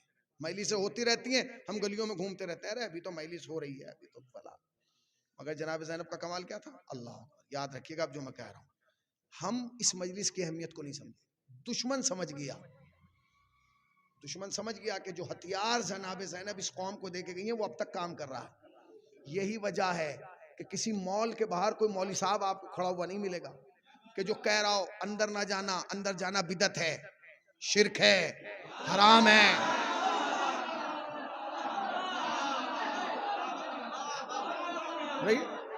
भाई आज तक कोई मौलवी साहब मिला? मुझे बताइए। असद भाई को मिला? आप बताइए, आप पूरी दुनिया घूम रहे हैं, कुरान मजीद की कसम खा के बताइए, आपको कोई मौलवी साहब मिला? किसी मॉल के बाहर अंदर ना जाइए, अंदर जाना बिदत है, शिर्क है। किसी पिक्चर हॉल के बाहर भाई जाना बिदत है। किसी पार्क के बाहर, लखनऊ में दुनिया जहान के पार्क है, आज तक मुझे कोई मौलवी साहब नहीं मिला जो कह रहा हो पिक्चर हॉल में ना जाना बिदत है, शिर्क है, हराम है। मॉल में ना जाना बिदत है, शिर्क है, हराम है। वहां ना जाना, वहां जाने से बिदत है, शिर्क है, हराम है। वहां जाने से ये टूट जाएगा, वो फूट जाएगा, वो रूट जाएगा, कुछ नहीं। मगर 1000 मौलवी साहब हैं जो हर साल मुहर्रम से पहले कहते हैं इनकी मजलिस में ना जाना। ये ज़ैनब की जीत है, ये जनाबे ज़ैनब की जीत है कि इनकी मजलिस में ना जाना। इसका मतलब ये यजीद मर गया, ज़ैनब आज भी जिंदा है।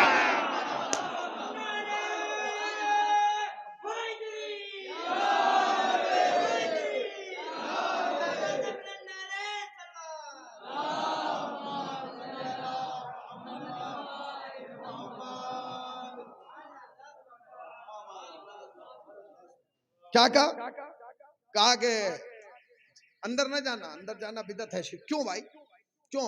इसकी वजह क्या? उसकी वजह यह है कि हर मौलवी साहब जानता है कि ये पार्क, ओहो सलावत पढ़े पर मोहम्मद वाले,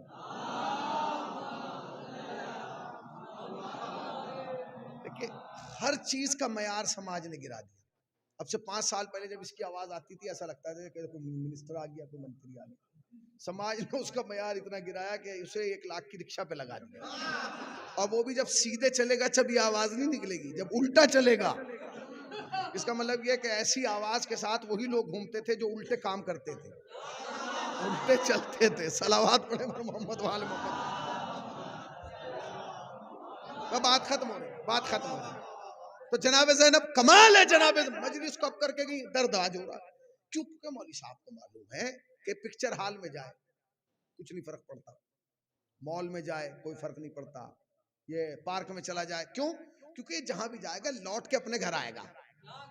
पार्क में गया लौट के अपने घर, मॉल में गया लौट के अपने घर, पिक्चर हॉल में गया अपने घर, बाजार में गया। मगर अगर ये एक दिन भी इनकी मजलिस में चला गया तो ये लौट के अपने घर नहीं जाएगा, ये लौट के मेरे घर आएगा और किवाड़ खटखटा के कहेगा मौलवी साहब ये तो बताओ जो आज तक सुन रहे थे वो कुछ और था, जो आज सुन के आए वो कुछ और।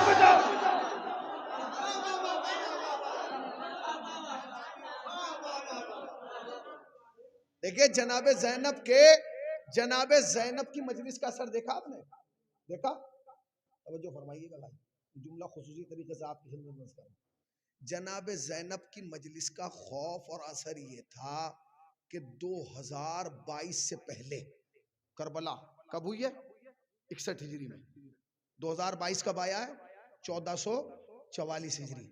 1444 हिजरी चल रहा है ना? कितने साल हो गए? तकरीबन 385 साल हो गए। 1385 साल। करबला को हुए कितने साल हो गए? 1385 साल। ज़ैनब की ज़र्ब का असर देखिए, मजलिस की जो जनाब ज़ैनब ने ज़र्ब लगाई है उसका असर यह है कि 1385 साल की तारीख में, 1385 साल के बीच में किसी मौलवी साहब को खाम में यजीद नजर नहीं आया।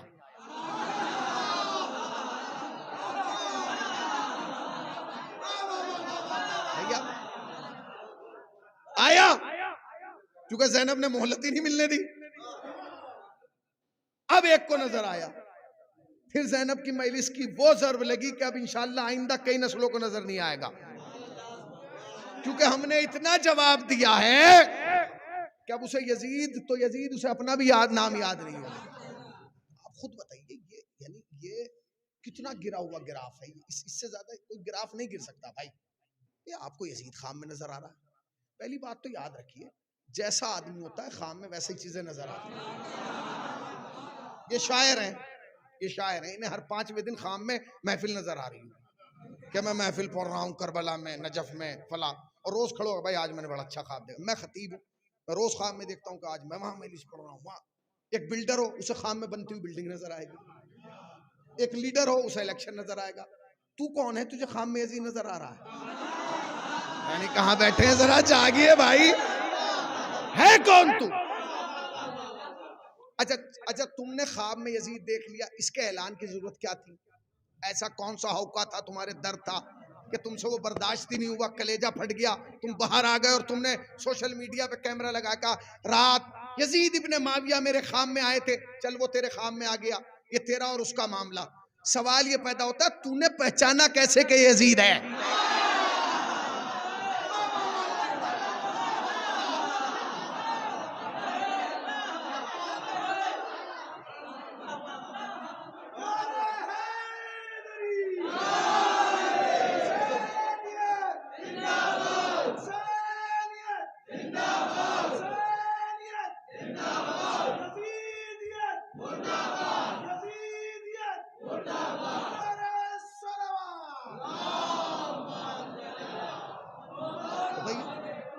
बस आप खुद बताइए, सवाल पैदा होता है कि नहीं? भाई तुमने पहचाना कैसे? मैं बताऊं आपको। एक बच्चा है, उठा सुबह काम में, उठने का, अम्मा आज दादे अब्बा की फातिहा दिलाइएगा। क्यों बेटे? रात दादा खाम में आए थे। चलो भाई कोई बात नहीं। अम्मा नाने अब्बा की फातिहा दिलाइएगा। क्यों बेटे? रात नाना खाम में आए थे। तीसरे दिन उठा, अम्मा कोई अजीब गरीब आदमी आया था मैंने पहचाना नहीं, अच्छी शक्ल का हुआ, कोई बुजुर्ग थे, बुरी शक्ल का हुआ। इसका मतलब यह है कि बच्चा उन्हीं को पहचानता है खाम में जिनसे या ननिहाली रिश्तेदार हुई हो या ददियाली। पहुंच रहे हैं ना मैं क्या कह रहा हूं ना? इसके बाद तो बस जिंदाबाद हुसैन जिंदाबाद। नहीं भाई, बच्चा अब जो मैं कह रहा हूं उस तक अगर आप पहुंच गए मैं समझूंगा मजलिस पहुंच गई।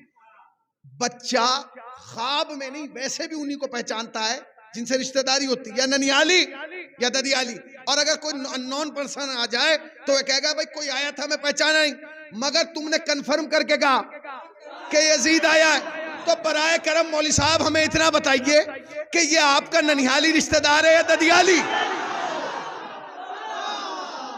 सुनिए सुनिए सुनिए, जुमला सुनिए।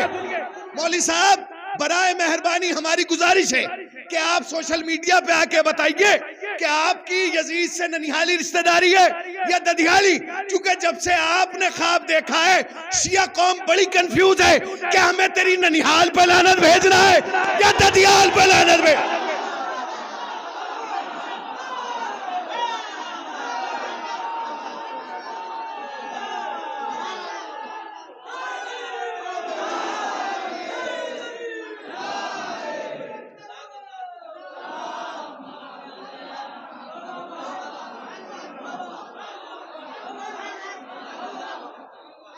यजीद ख्वाब में नजर आ रहा है और तुम बयान कर रहे हो यजीद ख्वाब में। ऐसा सुनाएंगे तुम्हें कि अब तुम्हें ख्वाब दिखना ही बंद हो जाएंगे, इसलिए कि तुम्हें अब आज के बाद नींद नहीं आएगी, तुम सो ही नहीं पाओगे।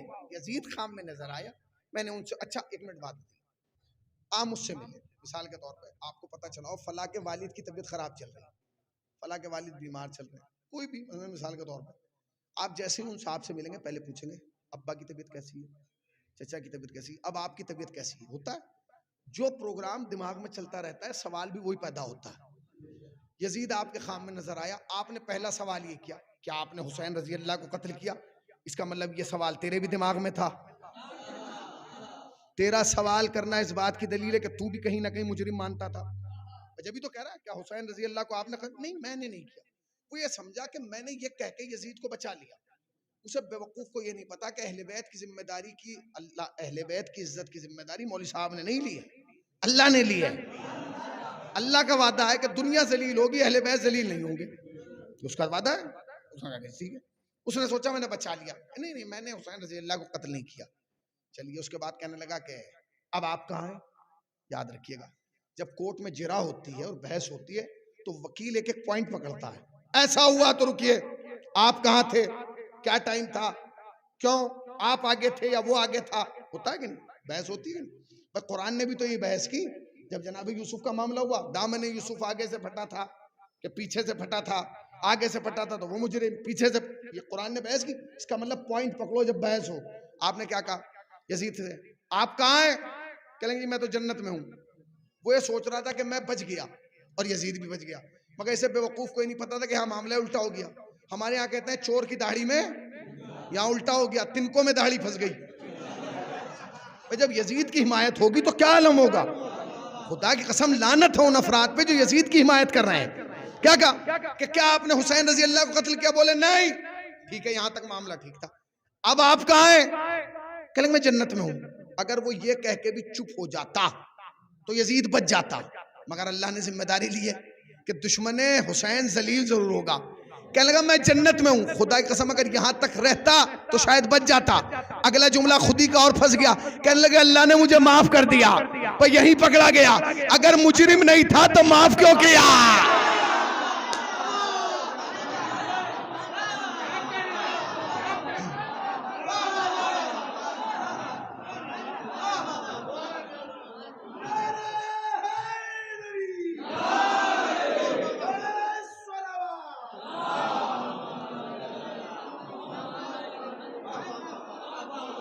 जनाब ज़ैनब ने यजीद को भरे दरबार में जरूर, यजीद तू क्या समझ रहा है। जब जनाब ज़ैनब दरबार में गई 72 घंटे खड़ी रही। मसाइब नहीं पढ़ रहा हूं, सुन लीजिए आखिरी बात और मैं रिश्ता। जब आप जाएंगे शाम के दरबार में, जो लोग गए, पहले बाजार है, फिर एक दरवाजा है, फिर दरबार है।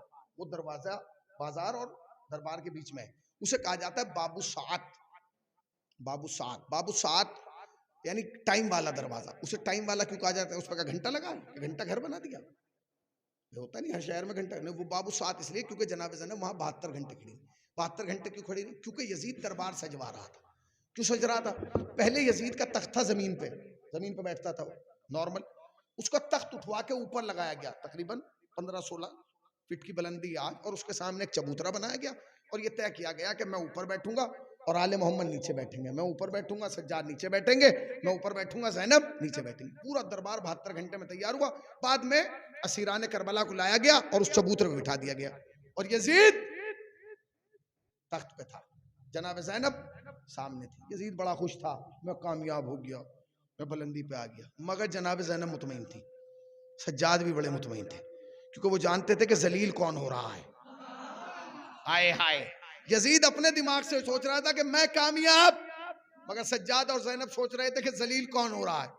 क्यों, इसलिए कि दरबार इसका है, हुकूमत इसकी है, तख्त इसका है, ताज इसका है, सिपाही इसके हैं, मुशीर इसके हैं, वजीर इसके हैं, लश्कर इसका है, तलवारें इसकी है, नेज़े इसके हैं, लोग इसके हैं, अफराद इसके हैं, मौर्रिख इसके हैं, मुदब्बिर इसके हैं, मुफक्किर इसके हैं, मुहक्किक इसके हैं, लिखने वाले इसके हैं, बोलने वाले इसके हैं। मगर इसके बावजूद भी यजीद भरे दरबार में सर झुका के बात कर रहा था, ज़ैनब सर उठा के बात कर।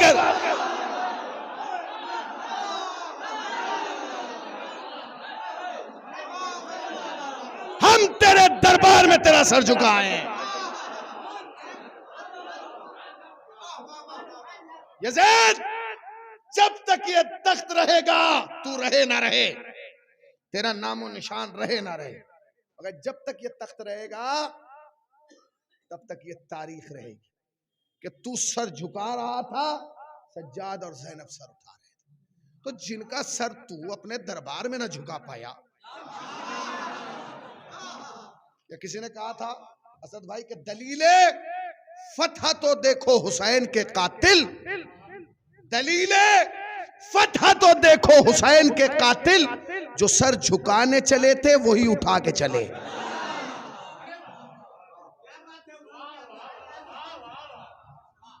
जैनब जैनब है, जवाब मरियम जनाब ज़हरा, जवाब ज़हरा जनाब ज़ैनब, जनाब ज़ैनब के बाद लेकिन जनाब ज़ैनब जनाब ज़ैनब।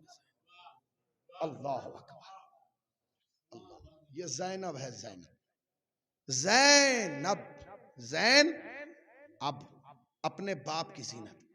वाहिद घराना यही तो है, इस घराने की बेटियों का कोई जवाब ही नहीं है। माँ को देखो तो उम्मे अबिहा, बेटी को देखो तो ज़ैनब। कहां से लाओगे ऐसा खानदान, कहां से लाओगे ऐसा कबीला। अल्लाह अकबर। रिवायत कहती है कि जब जनाब ज़ैनब सलामुल्लाह अलैहा इस दुनिया में तशरीफ लाई, या 5 जमादुल ऊला थी या पहली शाबान थी, मगर हिजरी की उलमा ने मुत्तफ़क़ा तौर पे लिखा कि 6 हिजरी थी, मगर तारीखों में फ़र्क है। बास कहते हैं 5 जमादुल ऊला और बास कहते हैं कि 5 पहली शाबान, मगर पहली शाबान को उलमा ने, हमारी उर्दू ज़बान के उलमा ने 5 पहली की तायद ज़्यादा की है। इसीलिए किसी ने कहा था शेर कि आ गए अब्बास व अकबर, ज़ैनब व कासिम हुसैन, हो गई तैयार पूरी करबला शाबान में। आ गए अब्बास व अकबर, कासिम व ज़ैनब हुसैन, हो गई तैयार पूरी करबला शाबान में। अल्लाह अकबर। तो जनाब ज़ैनब है, जनाब ज़ैनब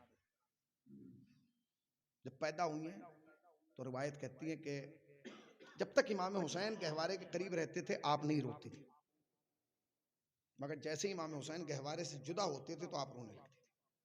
जनाब सईदा ने कहा कि बाबा, बच्ची अजीब है, जब तक हुसैन करीब रहता है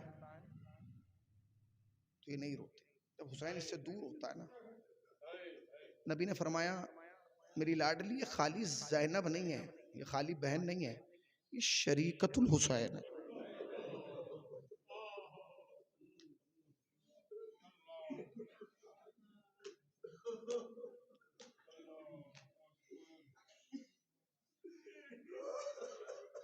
अल्लाह, खुदा सलामत रखे उन लोगों को जिन्होंने इसमें ताउन किया है, जो ये बर्पा करते हैं। अल्लाह उनकी तौफीकात में इज़ाफ़ा फरमाए, अल्लाह उन्हें हर बला से महफूज रखे, खुदा उन्हें जनाब ज़ैनब सलामुल्लाह अलैहा के रोज़े की ज़ियारत का शरफ हासिल, और खुदा उनकी ज़िंदगी में एक दिन ऐसा लाए कि जैसे वो 2 दिन यहाँ जनाब ज़ैनब के नाम पे कर रहे हैं, ऐसे ही शाम में जाके जनाब ज़ैनब सलामुल्लाह अलैहा का खुदा आपको कोई गम ना दे। जनाब ज़ैनब, जब जनाब ज़ैनब सलामुल्लाह अलैहा की शादी हुई है ना जनाब अब्दुल्ला से, तो शर्त रखी गई थी। क्या शर्त रखी थी? अब्दुल्ला, ज़ैनब को हुसैन से जुदा ना करना, मेरी बच्ची हुसैन की जुदाई बर्दाश्त। और रिवायत कहती है कि जब जनाब ज़ैनब की शादी हुई ना और चली गई जनाब अब्दुल्ला के घर, तो जब पहला दिन हुआ तो जनाब ज़ैनब उदास बैठी। किसी ने जाके जनाब अमीर से कहा कि ज़ैनब उदास है, तो कहने लगे, हाँ मैं जानता हूं, कल से हुसैन को नहीं देखा ना।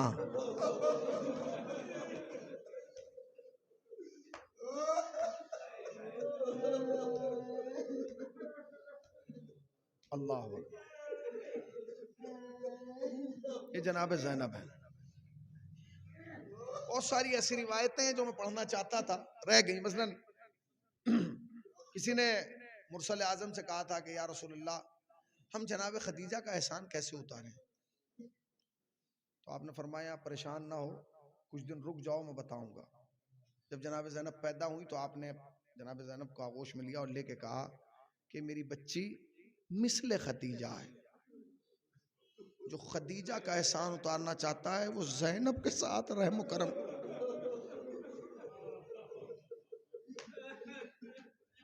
क्या है ज़ैनब? अल्लाह, अल्लाह, जो शाम गरीबा के खेमों से इमामत को बचा लाए, उसे ज़ैनब कहते हैं। आप जाइए, जब शाम जाएंगे ना इंशाल्लाह, मेरी दुआ है इस मिंबर से, परवरदिगार हम सबको शाम में, तो मेरी गुजारिश है जब वहां जाइएगा तो जो ज़ियारतनामा है ना उसे अरबी में ना पढ़िएगा, उसका उर्दू में तर्जुमा पढ़िएगा, तब आपको पता चलेगा ज़ैनब किसे कहते हैं। वो जो अलकाबात हैं, वो जो जनाब ज़ैनब सलामुल्लाह अलैहा के लिए मासूम ने अलकाब इस्तेमाल किए, अजीब व गरीब है। उससे पता चलेगा ज़ैनब किसे कहते हैं। कितनी शरीक है, कितनी शरीक है। फ़कत आगोश की शरीक है नहीं, इतनी शरीक है कि जब करबला खरीदी गई, ज़मीन करबला, तो 60,000 दिनार कीमत लगाई गई। 30 हुसैन ने दिया, 30 ज़ैनब ने दिया।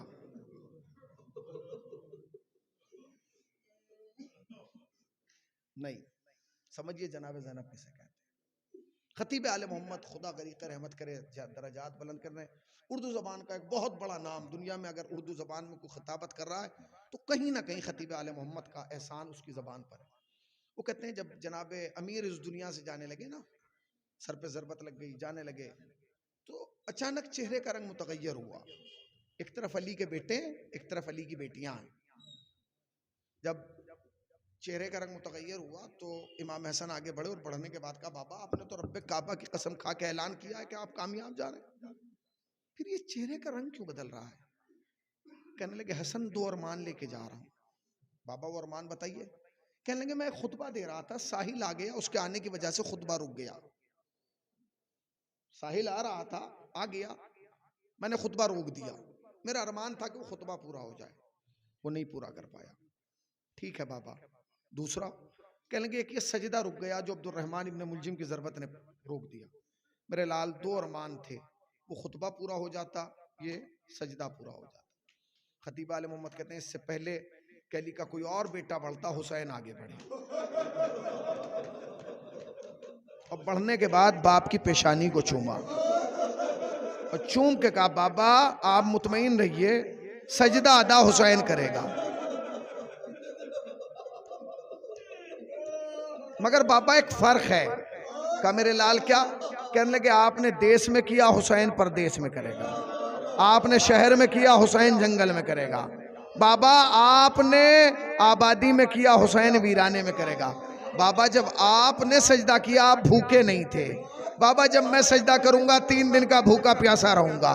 बाबा जब आपने सजदा किया आपके सीने में कोई जख्म नहीं था, आपके दिल में किसी का दर्द नहीं था। मगर बाबा जब हुसैन सजदा करेगा ना, अकबर की जवानी का जख्म, अब्बास के कट्टे बाजुओं का जख्म, कासिम के पामाल लाशे का जख्म, ए बाबा मैं ऐसे सजदा अदा करूंगा आप नजफ नहीं रहेंगे, नजफ छोड़ के करबला। देखो मेरा हुसैन सजदा अदा कर रहा है। करीब बुलाया, पेशानी चूमी, ऐ मेरे लाल, ऐ मेरे लाल, ऐ मेरे लाल, तेरे बाबा को तुझसे यही उम्मीद थी। जिंदाबाद हुसैन जिंदाबाद, आबाद रहो, शाद रहो, हुसैन तुमसे यही उम्मीद है। अब खतीब आले मोहम्मद कहते हैं कि उसके बाद हुसैन ने जाके अपनी जगह ले ली। फिर अली ने अपने तमाम बेटों की तरफ देखा और देख के कहने लगे मेरे लाडलो, सजदा अदा तो मेरा हुसैन करेगा, अब वो मेरा कौन सा बेटा है जो मेरा खुतबा मुकम्मल कर दे। खतीब आले मोहम्मद कहते हैं इससे पहले कि कोई बेटा आगे बढ़ता, चादर संभाल के एक बच्ची आगे बढ़ी और बढ़ के कहा बाबा परेशान ना होइए, सजदा अदा हुसैन करेगा, खुतबा अदा ज़ैनब करेगी। ए बाबा ऐसे खुतबा दूंगी नबी ना साहबी पहचान ना पाएगा, खुतबा देने वाला अली है या ज़ैनब।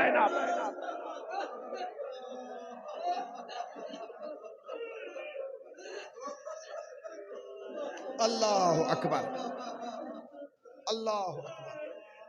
40 हिजरी ये मुआहिदा हो रहा है, 40 हिजरी है। बाबा खुतबा मैं अदा करूंगी, ऐसे करूंगी नाबीना साहबी पहचान नहीं पाएगा। करीब बुलाया, ज़ैनब की पेशानी चूमी, मेरी लाडली क्या कहना, तो हुसैन की शरीक है, शरीकतुल हुसैन। चले गए।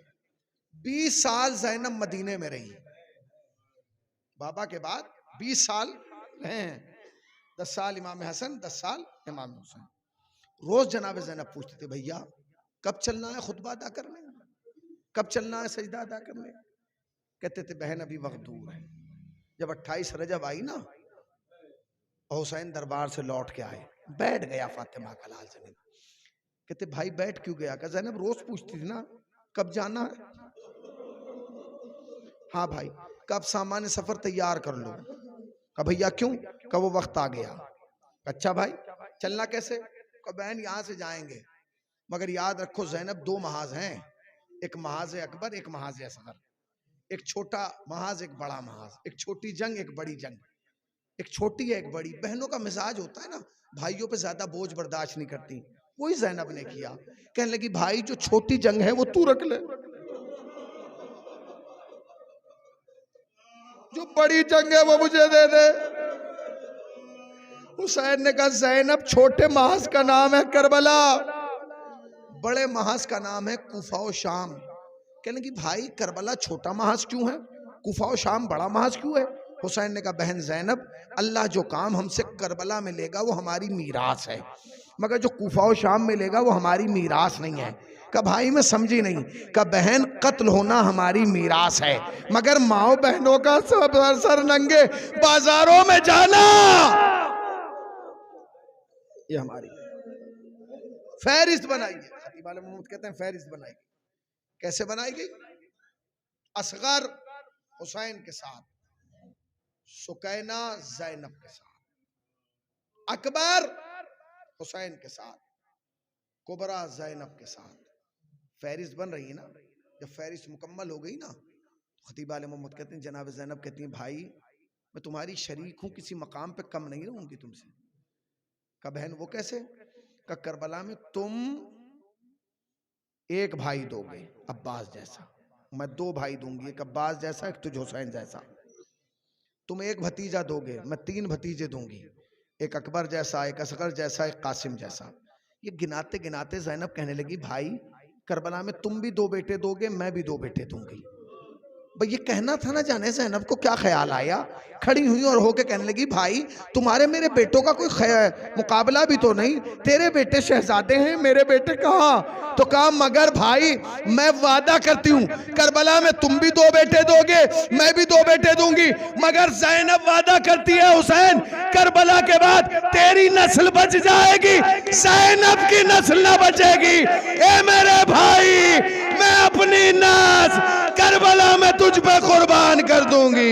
ए भैया, ए भैया,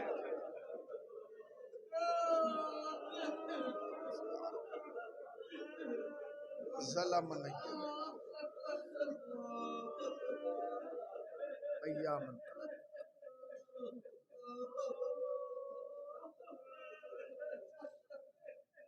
परवरदिगारा तू वास्ता मोहम्मद का हमारी मुख्तसर और कलील से बात कबूल फरमा, सबब निजात तो शायखत करार दे। मेरे अल्लाह तुझे वास्ता मोहम्मद आल मोहम्मद का हाजिर ने मजलिस को साल के अंदर अंदर जियारत करबला मौला। मेरे अल्लाह तुझे वास्ता मोहम्मद आल मोहम्मद का इस जिक्र को हमारी नस्लों में मुंतकिल कर दे, जब तक जिंदा रहें जिक्र अहले बैत करते रहें, जिक्र अहले बैत सुनते रहें। मेरे अल्लाह जिन लोगों ने इसके प्रोग्राम के इंतज़ाम और इंसराम में ताउन किया है किसी भी तरीके का, अमली कदमी दिरहमी सुखन, मेरे अल्लाह उनके मरहुमीन को फिशार क़ब्र, तन्हाई क़ब्र, खलवत क़ब्र से महफूज फरमा, उनके दरजात बुलंद से बुलंद फरमा, उन्हें जवार अहले बैत में जगह इनायत फरमा, जवार मासूमीन में जगह इनायत। मेरे अल्लाह जितने बुजुर्ग बैठे हैं हमारे, इन सबको हयात तुलानी अता फरमा, इन्हें सेहत अता फरमा, जो बीमार हैं उन्हें शिफाए कामिला और सेहत आजिला इनायत फरमा। मेरे अल्लाह हमारे दोस्त नायाब साहब बीमार हैं, खुदा उन्हें शिफाए कामिला और सेहत आजिला इनायत फरमा। मेरे अल्लाह तुझे वास्ता मोहम्मद आल मोहम्मद का, तुझे वास्ता अहले बैत अलैहिस्सलाम का, तुझे वास्ता अहले बैत की अजमतों का, ये जितने बैठे हैं इन्हें मांगने का तरीका नहीं आता, तुझे अता का सलीका आता है। इनकी नेक दिली हाजात को पूरा फरमा, इन्हें इनके मकासद में कामयाबी और कामरानी। खुदाया तू रहीम रहम फरमा, तू करीम करम फरमा, तू राज़ी खैरिस कनायत फरमा। मेरे अल्लाह इन उठे हुए हाथों को अपने अलावा किसी दूसरे का मोहताज करार न दे, इन हाथों पर अपनी रहमत बरकत नेमत मग़फ़िरत नाज़िल फरमा। मेरे अल्लाह तुझे वास्ता मोहम्मद आल मोहम्मद का, तुझे वास्ता अहले बैत अलैहिस्सलाम का, इस फर्श अज़ा के हकीकी वारिस हज़रत इमाम ज़माना के ज़ुहूर में ताजील फरमा, हमें सरकार के आवान अनुसार में शुमार फरमा। हज़रात एक मरतबा सूरह अल-हम्द और 3 मरतबा सूरह इखलास की तिलावत फरमा कर उन अफराद के इसके लिए साल फरमाएँ कि जिन्होंने इस प्रोग्राम की बुनियाद में ताउन किया था, और उन अफराद जो मुसलसल ताउन करते हुए आ रहे हैं और आज भी कर रहे हैं, उनके लिए, अपने अपने मरहुमीन के लिए, उलमा, खुतबा, शहदा, वो अफराद जिन्होंने इस मिंबर से इन मजालिस में खिताब किया है, और अब हमारे दरमियान नहीं रहे हैं, उन तमाम बुजुर्ग जाकिरीन, नोहा खान, शोरा के लिए साल फरमाएं।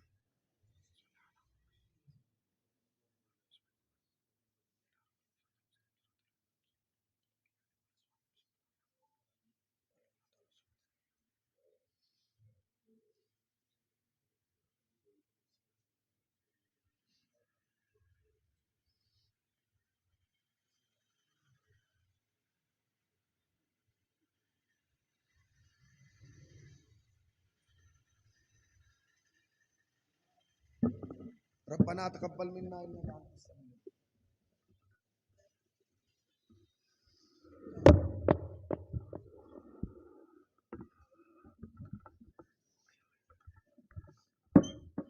अस्सलामु अलैका या अबा अब्दिल्लाह, अस्सलामु अलैका या इब्न रसूलिल्लाह।